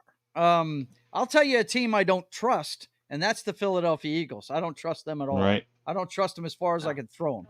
They, as much as I hate to say it, he's a boomer sooner, but Jalen Hurts is such an up-and-down quarterback, it's not even funny. He will give the ball to the other team. And Joe Burrow will score with that ball. Higgins, T. Higgins is out. T. Higgins blew his quad my Friday in practice. That does hurt a little bit, but it's still Joe Burrow. He'll throw it to whoever's on the field. He will throw it to their hands, and it's up to them to either catch it or not. It's up to them to catch it. Yep, that's right. The ball will get to them. And the thing about it is, it doesn't matter how many times you hit that guy, he's going to keep coming. That guy has got balls that come in a dump truck. So, I will take him over Jalen Hurts any day. Now, when it comes to the rest of the team, right? When it comes to the rest of the team, I think the best player on the field today is Joe Burrow, but the second best player on the field is the running back for the Philadelphia Eagles. Saquon Barkley last week against the Giants just blew up. Or was it last week or the week before? He was on a mission against his friggin' ex-team. I think he set the record for the most yards by a running back against his old team or something last week. But anyway, if they can find a way to shut him down, I think they stop the Eagles. So, and that's the thing. Can you stop the run against, their defense isn't that great, but the thing about the Bengals defense, they're opportunistic. They like to fucking get the turnovers, and Hurts will give it to you. If they commit to the run, then it's going to be hard to stop the Eagles. But there's just something about that team. They like throwing the football, and they're going to have some situation in the game where they should be running the ball, and they're going to have Hurts drop back, and he's going to give it to the other team. I don't know what it is with Hurts. Yeah, run for 8 yards and then 2 incomplete passes. It's ridiculous, man. I just don't get it. I'm taking the Bengals at home. I trust their quarterback more. And that's all I got to say about that. Dan, thoughts on this one? What do you think? Same. I like the Bengals at home. I think it'll be a close game, but I think the Bengals will do enough to win. Hopefully they can keep Burrow upright because sooner or later one of those hits is going to put him down. Yeah. They need to shore up that offensive line, but I like the Bengals at home. That's been the hit on them ever since he's been there. That's for sure. Knoxter, go ahead and finish your thoughts on this one. I'm picking Joe Burrow over Baker Mayfield. One has a star wide receiver and is angry and trying to come back, and Baker Mayfield has no wide receivers left. So, yeah. So that's my opinion. Well, he's got Brown to throw to, but my God, he's so inaccurate. Hurts is so inaccurate. It's just not even funny. I don't get it. John, thoughts on this one? You're going Eagles, aren't you? Right? Yeah. Well, you have to now. Commit, John. You can't pick the Bengals and sit Joe Burrow. You can't do it, buddy. Actually, you gotta be consistent. I've already swapped Mayfield out, so. I hope Mayfield doesn't have a good game now. Yeah, that's what's going to happen. Hopefully he doesn't run for a 56-yard touchdown again. Oh wait, Joe Burrow did that too. Yeah, he did. Joe had a big one. What was it, last week? He Something took like off. That. Got him. Nobody was on that side of the field. He said, "Fuck it." He took off. Yeah. Him and his big 12 miles per hour. I was thinking about who after while we were talking about other stuff, I was thinking about now who does Baker actually have to throw to? Yeah. And he really doesn't have anything. Yeah, the only ones that have a worse wide Shepard. receiver room right now is the 49ers. Yeah. Right. Yeah. And, I mean, his best weapon's going to be Shepard because they played at Oklahoma together. That's it. Mm-hmm. Yeah. Oh, yeah. And he might have a big game there, too. Yep. Mm-hmm. And Joe still has Jamar Chase. So yeah, Jamar Chase and Joe Burrow are tough combination. No yeah, doubt. they are. Although I think this is going to hinge on Saquon Barkley. I think if he has a huge game, keep him off the field, run the ball, take the clock. Yep. Okay. Now go ahead, finish. Go ahead. I was going to say I still have to give the edge to the Bengals, though. Okay, gotcha. Next up, wow. Somebody's got to win this game. The Chargers still in transition, looking for that number one wide receiver, playing good defense. I think this one's a pretty easy call. Yeah, you got to go with the Chargers, don't you? I mean, the Saints just because of the defense. The Saints are in such disarray, man. They really are, and their defense is actually decent. It's just they are crumbling under the weight of a just inept offense, man. Yeah, that's about. I mean, when the Honey Badger can't even get an interception, that's when you know things are bad. When it goes right to him and he can't bring it down, that's when you know things are going bad in New Orleans. Danny, do you even want to talk about your team, dude? We have the practice squad center. We've got 2 second stringers at the guard and tackle positions. I think Olave may play. Rashid's out for the year. We got the backup quarterback, which Rattler, I think, this is not going to be a good sample for how good he can be because we've got just a devastated offensive line. Yeah. Got some injuries on, and the defensive side of the ball, they've quit on Dennis Allen. So, yeah, Chargers in the freaking blowout is what I see. Yeah. You know the trade deadline hasn't happened yet. They could still get Winston. Right, they could get Winston back home. Yeah, wow. Yeah, Knock, thoughts on this one? Before you start, Knock, though, let me say this. I really, I wasn't high on Rattler coming out of college because I watched him when he was with the Sooners before he went to the Gamecocks, and he seemed really inaccurate to me. But I got to say, the first half of football he played, he looked really good. And then Todd Bowles decided, okay, respect, young man. You hurt me in the first half. I'm going to blitz you now. And that's the book on him. Just blitz him. And that's what the Broncos did too. And yes, they will destroy you. Yeah, he will give it away.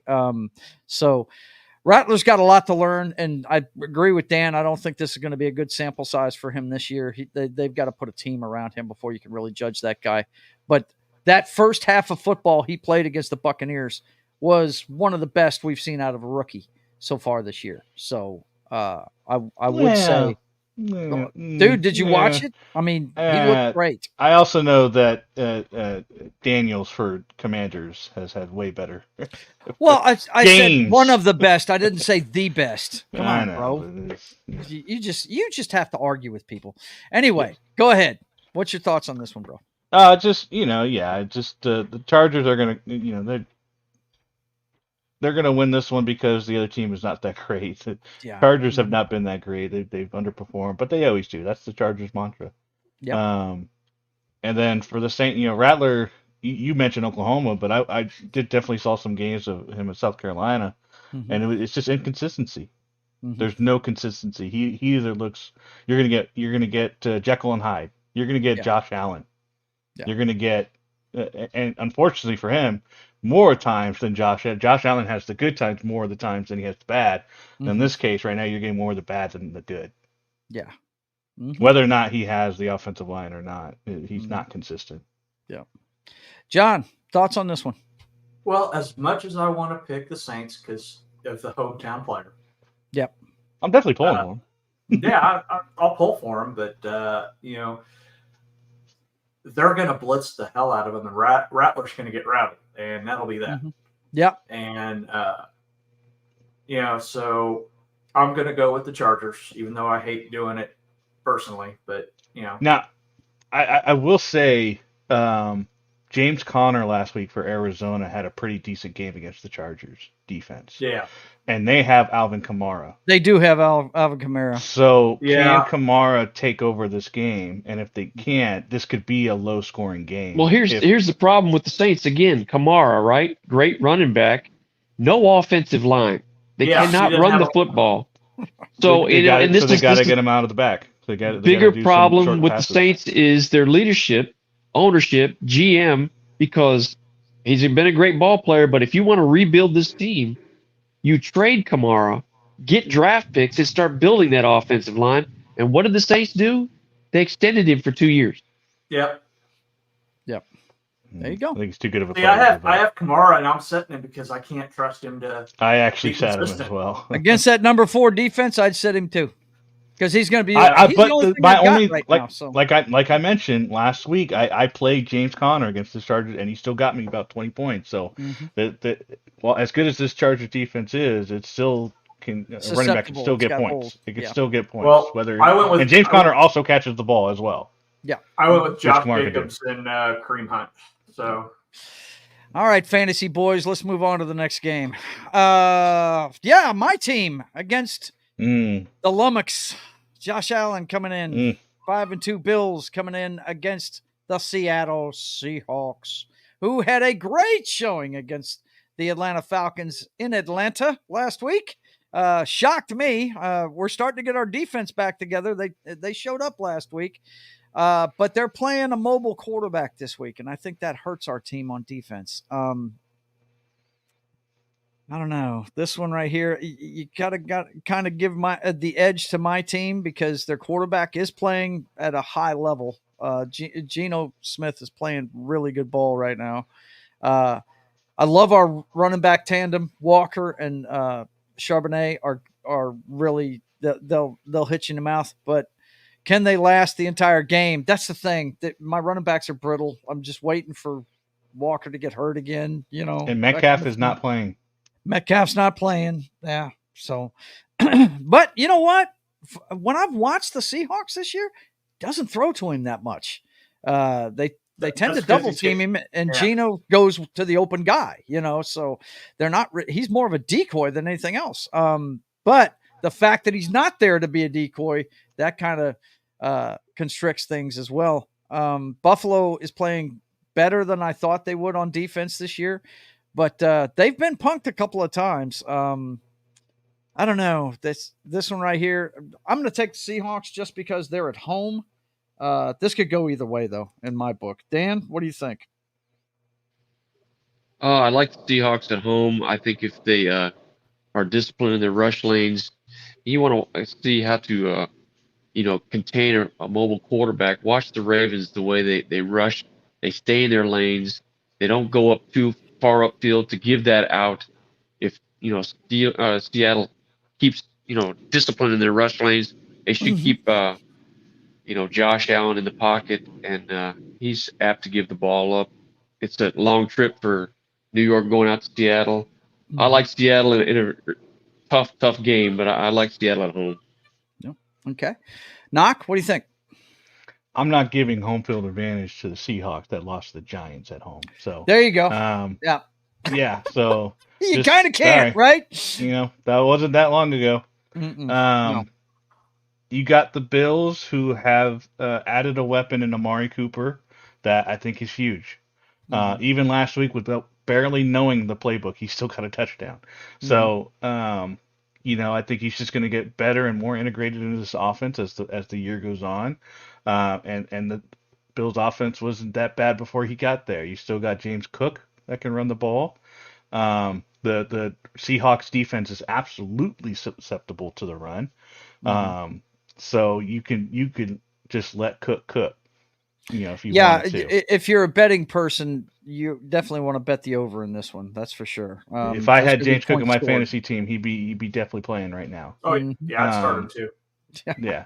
So and Geno Smith has done really well. I think it's already been mentioned that DJ Metcalf being out. I think he's gonna have to rely on Noah Fant more, and of course TJ Lockett. Lockett, we know he's the guy that he finds the pockets and the wily old veteran man. Dude, I don't know who we put this on more, Geno for getting it to him or Lockett for performing, man. Look, he's the unsung hero of the Seahawks to me. He really is. I had to say that. As soon as you mentioned his name, I had to say it, man. DJ Lockett's something else. Go ahead. And you know who's going to have to step up in this one? And I haven't really heard his name a whole lot this season, but I haven't watched, of course, every single game. But Smith and Jigba is going to need to step up. Yes. And he's catching balls out there too, man. Yeah. So I think it's going to be. I don't know how strong the run game is going to be in this one. I think the Bills could stifle it. So I think it's going to probably be the X factor is that young guy right there. Yeah. Can they stop Walker because he's healthy and he's running?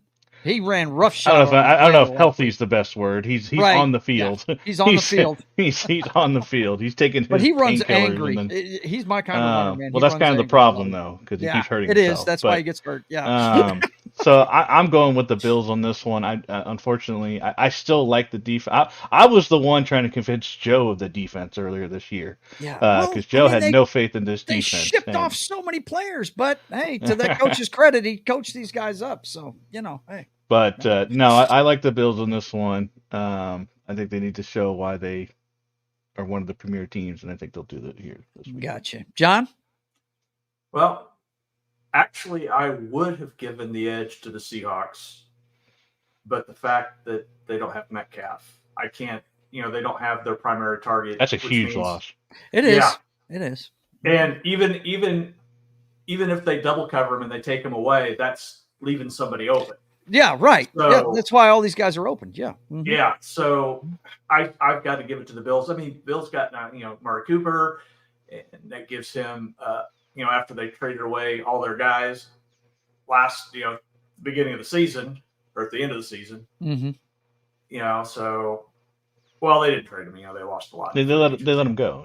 Yeah, they let him go. They just didn't re-sign him. That's what it is. They let a lot. They didn't do a whole lot, and they were kind of like the Cowboys. They didn't do a whole lot in the offseason, offensively to help out Josh Allen and stuff like that. So. The entire secondary was gone except for Lamar Hamlin. That was it. Yeah. And he was a backup. Yeah, he was a backup. Now he's the starting. And he's been awesome. He's actually done really well, but still, he was still a backup. Yeah, so I'm gonna have to go with the Bills. I don't like it, but it is what it is. That's cool. You Josh Allen fans, go ahead. We're gonna win. Next, let's see.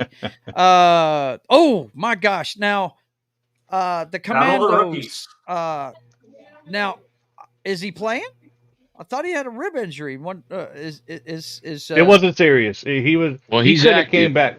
Yeah, no, he could have came back in that game. They were up by so much they felt he didn't need to go back. Mariota looked great. Yeah. I mean, they were up like 27-0 at the half, and it was the Panthers. I mean, There was no I reason for him to understand come that, back but they in. still were throwing the ball. Mariota threw a touchdown pass. I mean, No, I'm just saying he could have Yeah. came back if it was needed. He would have came back in that game, I believe. right. And he Yeah. you know, they were so far ahead. He could win into street clothes. He was waving at the crowd. He was fine. He didn't stay in the locker room or go to the hospital or anything So like that. So Jaden Daniels is playing. Yeah, Oh well, Yes, I know he's active how for I'm the marking game. this. Yeah. Go ahead, Danny. Talk about your boy. Well, I think it's going to be a good game. Caleb Williams is starting to play really well. Washington at home. I like the way their defense is flying around the ball. They've got a great back tandem there in Washington. They run the ball really well, which is helpful for the quarterback. I'll take Washington at home. Okay. I feel like this is the Knock. best game of the week, honestly. Yeah. From what I've seen, I'm looking at all the other games. I don't really see anything that's like quite up to this level, honestly. Yeah. Mm-hmm. Everything else is pretty much blowouts and well, at least high odds for the better team. I think this is the most evenly matched game we have today, and could potentially be the best one. Mm-hmm. I don't think the Commanders have like an all-powerful home field advantage, Mm-hmm. so it's hard to say that's the deciding factor in it. Mm-hmm. It's these quarterbacks. The Bears defense is awesome in their turnovers. Yeah. The only reason they won that game against Tennessee was because of the defense. Offense was awful. Right. Yeah. The opening game. Yeah. Mm-hmm. So, and that's how it's been this year. And that's where you mentioned Caleb Williams is starting to come around. He doesn't need to win the game all by himself. That's which the thing. He had to do at Can USC. he continue to play within the He's system? on a team with a Yeah. defense. This is what USC wanted to be in his final season, but they didn't have the defense to do that. And now he's in the NFL, where he has a defense, and he just needs, okay, I got decent, team members, so I don't know. This is definitely a coin flip. I went with Washington because I believe more in Daniels more than Williams. Yeah. Is pretty much where I'm at. But I feel like, and they got Brian Robinson's a decent running back who's been doing well. They still got what's his name, Eckler, as their backup who was starting for the Chargers for a couple of years. The Chargers, and So, I can't believe that they let him out of the door. They're missing him right now. Like he was a safety valve yeah. for them, and they're missing him big time, especially in John Harbaugh's offense. And he's on the bench. Wow. So, So personally, I'm leaning towards the Commanders, but I wouldn't be shocked if that defense makes them. Yeah, this could go either way. It could. And while we know Daniels is active and playing in it, is one hit going to knock him out again with those ribs? Or whatever it was. So, well, I think it comes down to me, if Caleb Williams continues to play within the system. If he starts looking for home run balls, especially late if it's close, that could play right into Washington's hands. So it's going to be on him because of the is. Washington's run defense is pretty decent. Number 2, as you can see on the thing right there, number 2 rush defense. So it's going to have to be the pass. So can they do it? John, thoughts on this one? Good game. Well, yeah. Oh, I know. I think Washington has a slight edge. Yes, Caleb Williams is finally coming around. I'm not a big fan of Caleb. I don't make any bones about it. I don't think anybody on this panel is. Nah, not really. So don't. I don't like the crybaby. But the offensive line of the Commanders has been doing really well. Oh yeah. And surprisingly, Andrew Wiley is like in the top 5 of fewest pressures allowed. I was like, okay, why wasn't he playing this way in Kansas City? But so I'm gonna give the edge to the Commanders because I think Kansas City did just fine, John. Sure. Yeah, we did just fine. But. Well, listen, before we get off this game, Gridiron Master says, is Washington really going to keep the W logo? Me personally, you guys know how I feel about it. Go back to the Redskins. That's what I say. But they don't have an actual logo right now. Yeah, they're going to come up with one, and I think they have that like Commander Piggy or whatever I think it was, but that's not going to be their. I don't think they've logo. settled on the Commanders as a name yet either. I don't think, but Bring back the Redskins. And They need to change their bring name back the Warriors. Redskins. It's the Call dumbest thing in themselves the the world. Warriors. Washington Warriors. I mean, come Right? Jeez, man. Yeah, Washington Warriors, and just bring back the Redskins logos, right? Done deal. Okay. Next up, we've got the Panthers at the Broncos. Do we really have to talk about this game? If you guys don't win this game, Knock, I'm not going to watch just fold the another. tent I'm for not the going to year. watch another Broncos game until they win again. If they lose this game, and that's a problem. You can't. It's not good for your psyche, bro. No. You guys don't have to read his text during the game. He texts like a madman during this game. He comments on every freaking play, and it's it's been so infuriating watching that. Now this is the worst, one of the worst run defenses here. So Javonte Williams should have an amazing game. He finally came around last week against the Saints. You know, so hopefully this is the tonic and we can get to 5 wins and be in that discussion. The defense is really good. I don't know if Pat Surtain is back yet this week, but the defense I think what happened against the Chargers a couple weeks ago was Pat Surtain went out the first play of the game, right, or after the first play, and then our defense was just not prepared for that, right, and so we just could not adjust after he went down after just one play. And then the Chargers took advantage of that. So, but in the game last week, they were all over the Saints, and you know, obviously it was kind of an easier way to do it because they were playing a rookie, you know, coming with a bad offensive line. And they saw what Todd Bowles did to him in the second half last week, and they went by that script, and it showed. I mean, and now we have Bryce Young coming back in. Bryce Young is the quarterback for this. Really? Week. What happened to Dalton? He got in a wreck. He got in a car wreck. That's right. He was in a car wreck. I forgot all about it. I don't think there was any serious injuries, but at least for this week, they're keeping him out. Bryce Young is starting. So, I mean, there's if you don't win this game, don't watch at home. The year. At home, at home. I'm just this is a game where I'm gonna hate watching. Yeah. But hopefully won't be, because I'm gonna be watching. I'm mainly gonna be paying attention to probably that Washington game. Well, right. When the Broncos play, it's all about the Broncos. I don't pay attention to any of the game. Yeah. Well, this one's in the afternoon. Is Washington in the afternoon? Washington's in the afternoon as well. Are they? It is. Yep, in the late afternoon window. So. Danny, Carolina's in your division. Do you give them any shot to win this? No, game? Broncos running away with it. There you go. Run away with it. Just run the damn ball. That's it. Bo Nix could even run the ball too. They need to use this leg a little bit more. They need to. What bothered me about the game against the Saints last week is there were no rollouts. There was no play action. They were running the ball and yet not taking advantage of it in the play game in the play the action passing game. Yeah, I got you. I hope we see more of that where they do some. I want to see some West Coast on this one. Gotcha. I don't think that's their game, but I want to see some West Coast run the ball. Dude, they can experiment in this one as far as I'm concerned. Yeah. Play smart with the ball. What is it? The Lions against the Cowboys? Throw it to the offensive line 4 or 5 times, dude. Let's have some fun. We need to have some fun. John, what are your thoughts on this one, brother? What do you think? This is the Broncos' games to lose. I mean, God, man. Yeah, this is Seahawks versus the Giants right here, man. Ugh, awful. Yeah, if you lose this one, you should be highly embarrassed. No doubt about that one. Okay, so next up, we got. It's good to be the king. Because they got they're going to what's this one? This is Arrowhead Casino. Arrowhead Casino? Is that what you call it? Arrowhead Casino? If Andy Reid wins this, he will have the most wins in the stadium.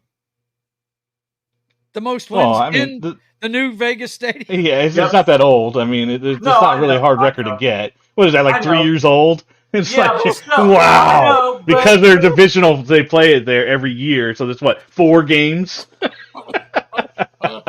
Come on, John. You're killing me here, man. You're killing me. Yeah, but I know you want to. I know you're good with your pride in your team, but the most useless stats in the world. That's the point. Yeah, but he'll be the coach with the most wins at home at that stadium. Because they play him the most at their place. At Arrowhead Casino. Weirdo. But anyway, do you give them any are they even going to be slowed down by the Raiders? What do you think? I think the Raiders. Max Crosby. Yep, Max Crosby's going to be playing. Max Crosby against that turnstile. He always plays against he always plays with a chip on his shoulder against us. What's his name? Tunsil? Who's that turnstile you guys got at left tackle? Max Crosby on that guy? Get to Mahomes every time. He's going to try and get to Mahomes. You got to catch him first. Got to catch him first. That's true. That is That's true. the thing. But yeah, no. If there's going to be any chance for the Raiders, it's going to be Max Crosby. Yeah. What I love is how every talking head on television is saying how bad Patrick Mahomes is playing. I'm like, dude, I'll take. He has the most interceptions in the league. Day, any day. Yeah, Come on, he's got man. more interceptions than touchdowns. He's got the most interceptions in the league. You got those memes up there. Poor D Hop. He got traded to the team with the most interceptions. Like, yeah. Right? Yeah, that was a great meme. It was awesome. Yeah, so I don't know how integrated he's going to be in this offense. I don't know if they're going to force the ball to him like Aaron Rodgers has been doing Devontae Adams that first game. But they don't have to. You still got Xavier. You know what? Xavier Worthy has been extremely disappointing to me. I don't know why they don't give him the ball at all, hardly at all. Even with Rice I was out. to say put that on the coaching staff, not him. No. I don't think it's him. I don't know what it is. Whenever the Chiefs, maybe it's just because they get an embarrassment of riches or something like that. But when they have decent players, they just choose not to play them. Edwards-Helaire is another one. Yeah, Edwards-Helaire is the one that's confusing. And when they don't play them, they disappear. They just it's like, I don't get it. They're just not a part. They're not part of the game plan. Thoughts real quick, man. Go ahead. Yeah, I think they're gonna use Devontae Adams sparingly. I don't think he's gonna be. Like D-Hop. Or D-Hop, yeah, what did I say? Hopkins, not Adams. Yeah. Adams, mm-hmm. yeah. I don't think that they're going to use him, but basically all Mahomes has to do is say, go run over there, I'll hit you. I mean, yeah. Look, the Raiders they're a bad football team. They are. Yeah. I just want to see Kelsey do more mistakes and then somehow still get a first down. Right. That's always hilarious to me. I ran the wrong route. Danny, you got any thoughts on this one? Yeah, I do have some thoughts on this one. The Kansas City Chiefs are a defensive team now because their offense is garbage. I mean, that's why they traded for Hopkins. Like garbage. Yeah. Mm-hmm. But they don't run the ball very well. Kelsey's non-existent. Pachenko's been hurt. Mahomes he's just throwing it to anybody. But defensively, they keep winning games. Mm-hmm. So, yeah, you got to go with the Chiefs. Yeah, because their defense. Absolutely. You want to talk about smoke and mirrors? Yeah. That's the Chiefs. Mm-hmm. But they keep winning games. So, you got to go with the Chiefs. I'm going with the Chiefs. Yep. Because even if Max Crosby gets to Mahomes, Aiden O'Connell is going to win? Yeah, no. I hear you. Sorry, I have no trust in that guy. You had a better chance with Minshew than you did with O'Connell. That was a weird one. Oh, man. These games we got coming up here, though.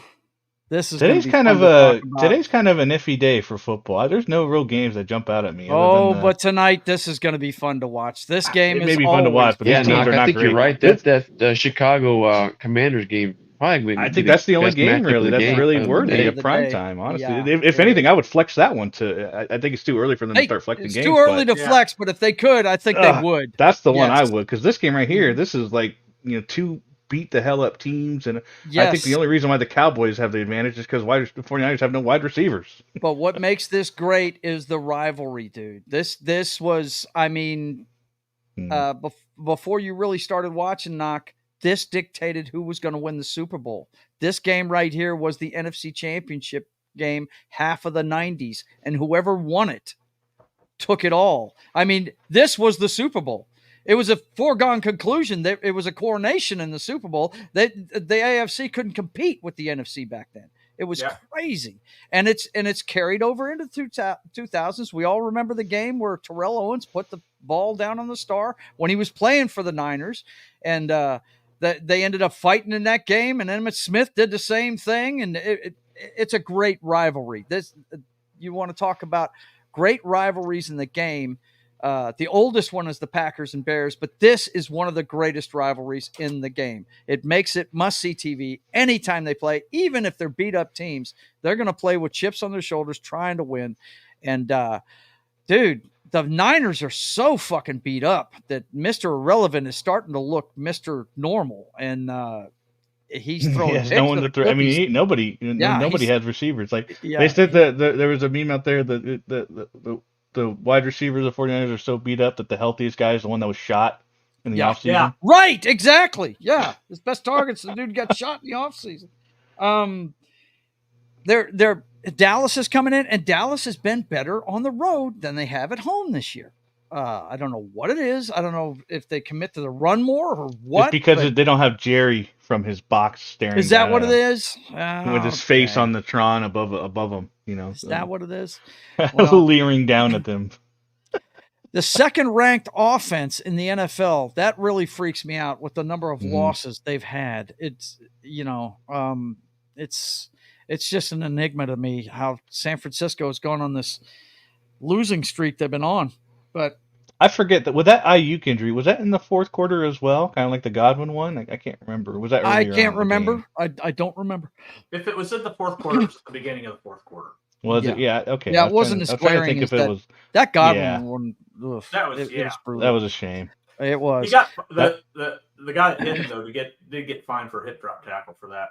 But when we talk about this one, of course, I've got to mention. Yeah, there you go. Cowboys better on the road than they have been at home, but I'm still giving it to the Niners tonight. They seem to show up in prime time, and George Kittle is the difference maker in this one to me. I'm going to filter the ball to him. Whoever they have at running back is going to be, they're going to run the ball. San Francisco builds everything on that. I really think they need to get it to the fullback more in this one too. Use some of those guys that they're not looking for, and I think they can win this game. Yeah, Juszczyk. Yeah, Juszczyk. Love him. Look, they keep trying to get rid of that fullback position, but you look at the teams that make it all the time on a regular basis, and they've got a fullback, man. Danny, thoughts on this one? What do you think? Yeah, I think the Niners are going to lean on their run game. Cowboys are light in the ass at the line of scrimmage on the defensive side of the ball. They're built to play with a lead. I think San Francisco's going to lean on that run game, give Purdy some easy throws. I think Kittle's are going to have a good game. He should have a good game. If he has a good game, they run the ball well. I think San Francisco will win this game. Whoever loses this game, their season is really going to be – it's hard to dig out of that hole. So I think San Francisco is going to do just enough to win this game. And, I'm picking San Francisco. San Francisco needs this one because their division is wide open. Everybody's got the same damn record. They're all – with the Rams winning the other night, they've got to keep up with the Rams because they've got a big one against the Rams next week. So, I think the Niners are going to do it. Knock, thoughts on this one real quick? We're up against the clock. I haven't watched a lot of Cowboys games, so it's kind of tough for me to say, but I'm kind of still leaning towards the Cowboys just because of how beat up the 49ers are. They've been road warriors, so that's and they're getting Dalvin Cook this week. I know he's a little older, but I think if he turns into their lead back and takes over this game. They brought him up off the practice squad? Yeah, he's active this week. Okay. So, yeah, let's see if he can get some of that old magic. He's healthy, he's healthy and ready to go. So he hasn't been run down. So when kind of with those older backs, it's more how they get used as the season goes along, and he's fresh. Yep. So John, dice cam on this one or no? No. This game's going to be like two old 50-year-old wrestlers going at it in the center. Yep. And that can be a wonderful thing sometimes. Yeah. It can be. It can be, but I'm still going to give the edge to the 49ers because they have the second best tight end in football. So I feel like with all the weapons that they don't have out there for the 49ers, I feel like you can double team Kittle. Yeah. Then get it to Juszczyk. Yeah. I'm telling you, that guy will bust you up too. Shit, man. That guy, he's the X factor to me. I'd be getting him the ball. And I think Purdy's a better quarterback than Dak is. Dak's too inconsistent. Look, Knox's pick of the Cowboys is not a limb. Either team can win this game. Yeah. And Dallas has been a better team on the road. I'm looking forward to seeing this one tonight. The game of the day definitely is Chicago and Washington, but this is a good one to watch in prime time for sure. The last one we've got to talk about is gonna be, and I definitely wanted to talk about this one because there was a panelist last week, and I'm not going to play it. I thought about bringing up the clip. I thought about bringing it up. Yeah, but you do this all you want. I still don't trust him. I'm just going to paraphrase here. He said, if you're putting your trust in Russell Wilson to play better than he did with the Broncos, then you're dreaming. Basically was the paraphrasing. Well, guess what? Russell Wilson showed up in this game. And I was surprised. Now, I do have to admit, his wide receivers made him look good on a couple of those plays for sure. He started off, he was getting boos at the beginning of it. In the first quarter, he was rusty. But once he hit that first deep ball, oh my God, the rust was off. And my brother said this on a previous show. This is the kind of offense is tailor-made for Russell Wilson. They run the football and play action off of it, and that's what he's great at. And Danny, speak to what we saw out of Russell Wilson last week, and can the Giants muster enough to beat these guys at home? What do you think? I like the Steelers. Again, tough nose. The line of scrimmage is their keystone. They're going to run the ball, and Russell Wilson, I'll keep saying it. When the Seahawks went to the Super Bowl, they ran that play-action offense. It's not. He doesn't have to do a lot of pre-snap reads. It's not three-step drop, get it out, timing stuff. It's hit the hole, run the football, and then hit him over the top. And Russell Wilson is, throughout his history, has been known to throw one of the best deep balls going. So I think you're going to see much of the same. I think the Steelers will win. Yeah, going away. Yeah.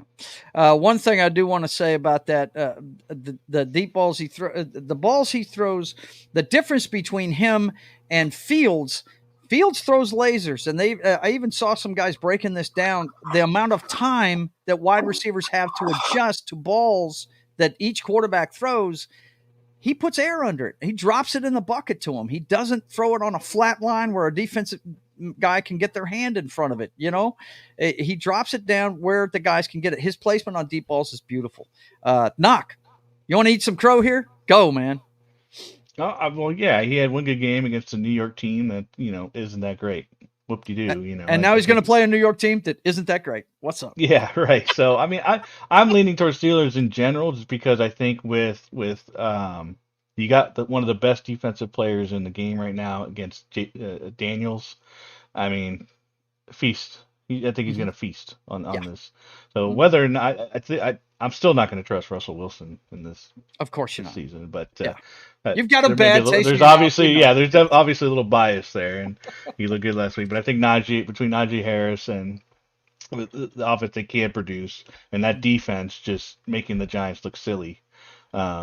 I think the Steelers should win this one pretty easy. I know you like the fact that Pickett's getting the ball now, though. I know you like that because I know you're a fan of that guy. So, John, any thoughts on this one? Steelers. T.J. Watt's going to put the put the quarterback on his put the quarterback on his back more than Mia Khalifa was. So, yeah, I heard that, man. Tommy C says heads down the Steelers today. Tommy C, It's good to see you, brother. Okay, that is it for the games this week. Let's see if we have one to talk about next week. I'm pretty sure we got a Thursday one next week, which is gonna be oh shit. I'm jumping off, fellas. You guys have a good Sunday. Right. Yeah, love you, man. See you soon. All right. Take care. We've got the Jets and the Houston Texans. If the Jets lose today, this is going to be hard to watch right here. Because they're going to be in a tailspin, man. That Jet is going to be on fire and going down if they lose today against the New England Patriots. I'm pulling so hard for the New England Patriots today. It's not even funny. But the Texans, they've got a big one today against Indianapolis. Can they keep the injuries low and be ready to go for this one? I mean, just looking at it first blush, I'd have to give the edge to the Texans in this one, even though they're on the road in New Jersey. But any thoughts on this one, guys, before we get out of here? Yeah, I think that you're right. The Texans do have the edge. Now, if Adams and Rodgers can get back to their old ways, it might be a different story come next week. Right. Yeah, I think the Jets have the offense to compete with anybody. Honestly, it's just can they gel? That's the question. Yeah, can the offensive line do what it needs to do to get them time? That's the question. And after what I saw, Garrett's got a lot to learn, and Devontae Adams, I'm sure, is coaching that kid up. But I saw him last week against Pittsburgh. He let that ball get into his body, and it bounced off him right to a friggin' defender. And I was like, man, that kid's got to learn to get his hands out there, high point the ball, that kind of thing. And it's just, he's got a lot to learn. But you're right. If Devontae Adams and him shake off the rust, which it's not going to take them long. I mean, we saw parts of it in that game against the Steelers. We saw a couple of plays like that, but the first ball he threw to Devontae Adams, he dropped in that game against the Steelers. Straight drop. And then they went right back to him and he caught the second one. Right, and he caught the second one. So there is rust there. If they shake off that rust, it could be a different story. But I just, me, man, I don't like the diva. I don't like the control he has over franchise. And two, you have to speak to the ownership. Okay, Woody Johnson, you made a deal with the devil, bro, and this is what you get. You're going to let him run the show. Your team is going to be nothing once he walks out the door. Okay, Rodgers is locker room poison. That's it. He is. He is the quarterback equivalent of Terrell Owens. That's what he is. He will destroy your franchise from within. But anyway, that's it for this week, boys and girls. Any thoughts before we get out of here and watch these great? Let's get do it. It's not really a great slate of games. Yeah, let's get out of here. Yeah. All right, boys and girls, listen. I am not going to go through all this stuff. I will direct you to my channel, though, and tell you that I've got some great shows. We do this every friggin' Sunday at 10 a.m. I'll be on Pop Culture Minefield tomorrow morning at 10 a.m. for Henry VIII. And It's Only Talk and Roll has moved to Wednesday right after State of the Atmosphere. I do want to remind you that State of the Atmosphere will be the finale of our Halloween party. So you guys come check that out. And also on Pop Joe Gamer After Dark on Tuesday this week at 10, I'm going to be playing Lollipop Chainsaw. Nothing says Halloween better than a hot cheerleader cutting up zombies with a chainsaw with her boyfriend's head strapped to her hip. If you don't understand all that, come check it out, and I'll show you all about it on Tuesday. And I also want to promote our panelist. He's on Friday nights. He just got done wrapping up The Walking Dead. John, what are we moving on to on Fridays at 8 on Pop Culture Minefield? Fridays at 8, we are doing Fallout: Tale of Two Wastelands. It's a mod that basically pulls Fallout 3 into the Fallout New Vegas engine. Nice. And you start in Fallout 3 and play the same character all the way through to New Vegas. And the first episode is going to be character selection. The entire 2 hours is going to be character creation. I've played Fallout 3 whole enough. 2 hours. I've played Fallout 3 enough. I can get through the vault. John, I feel like no. I'll tell you after we cut off here. We got to get out of here. I have a man. recommendation. The games have already kicked off. Let's go. Tommy C says, guys, great show. Thank you. Thank all of you. You guys go to joesatmosphere.com. It's got everything you need to know about my channels and everything on there. Also, if you got commissions, something you want me to draw, I'm right in the thick of commission season. So until we see you again, I want you guys to keep on keeping on. God bless. Yeah, there you go. Let's fucking go. Let's fucking go.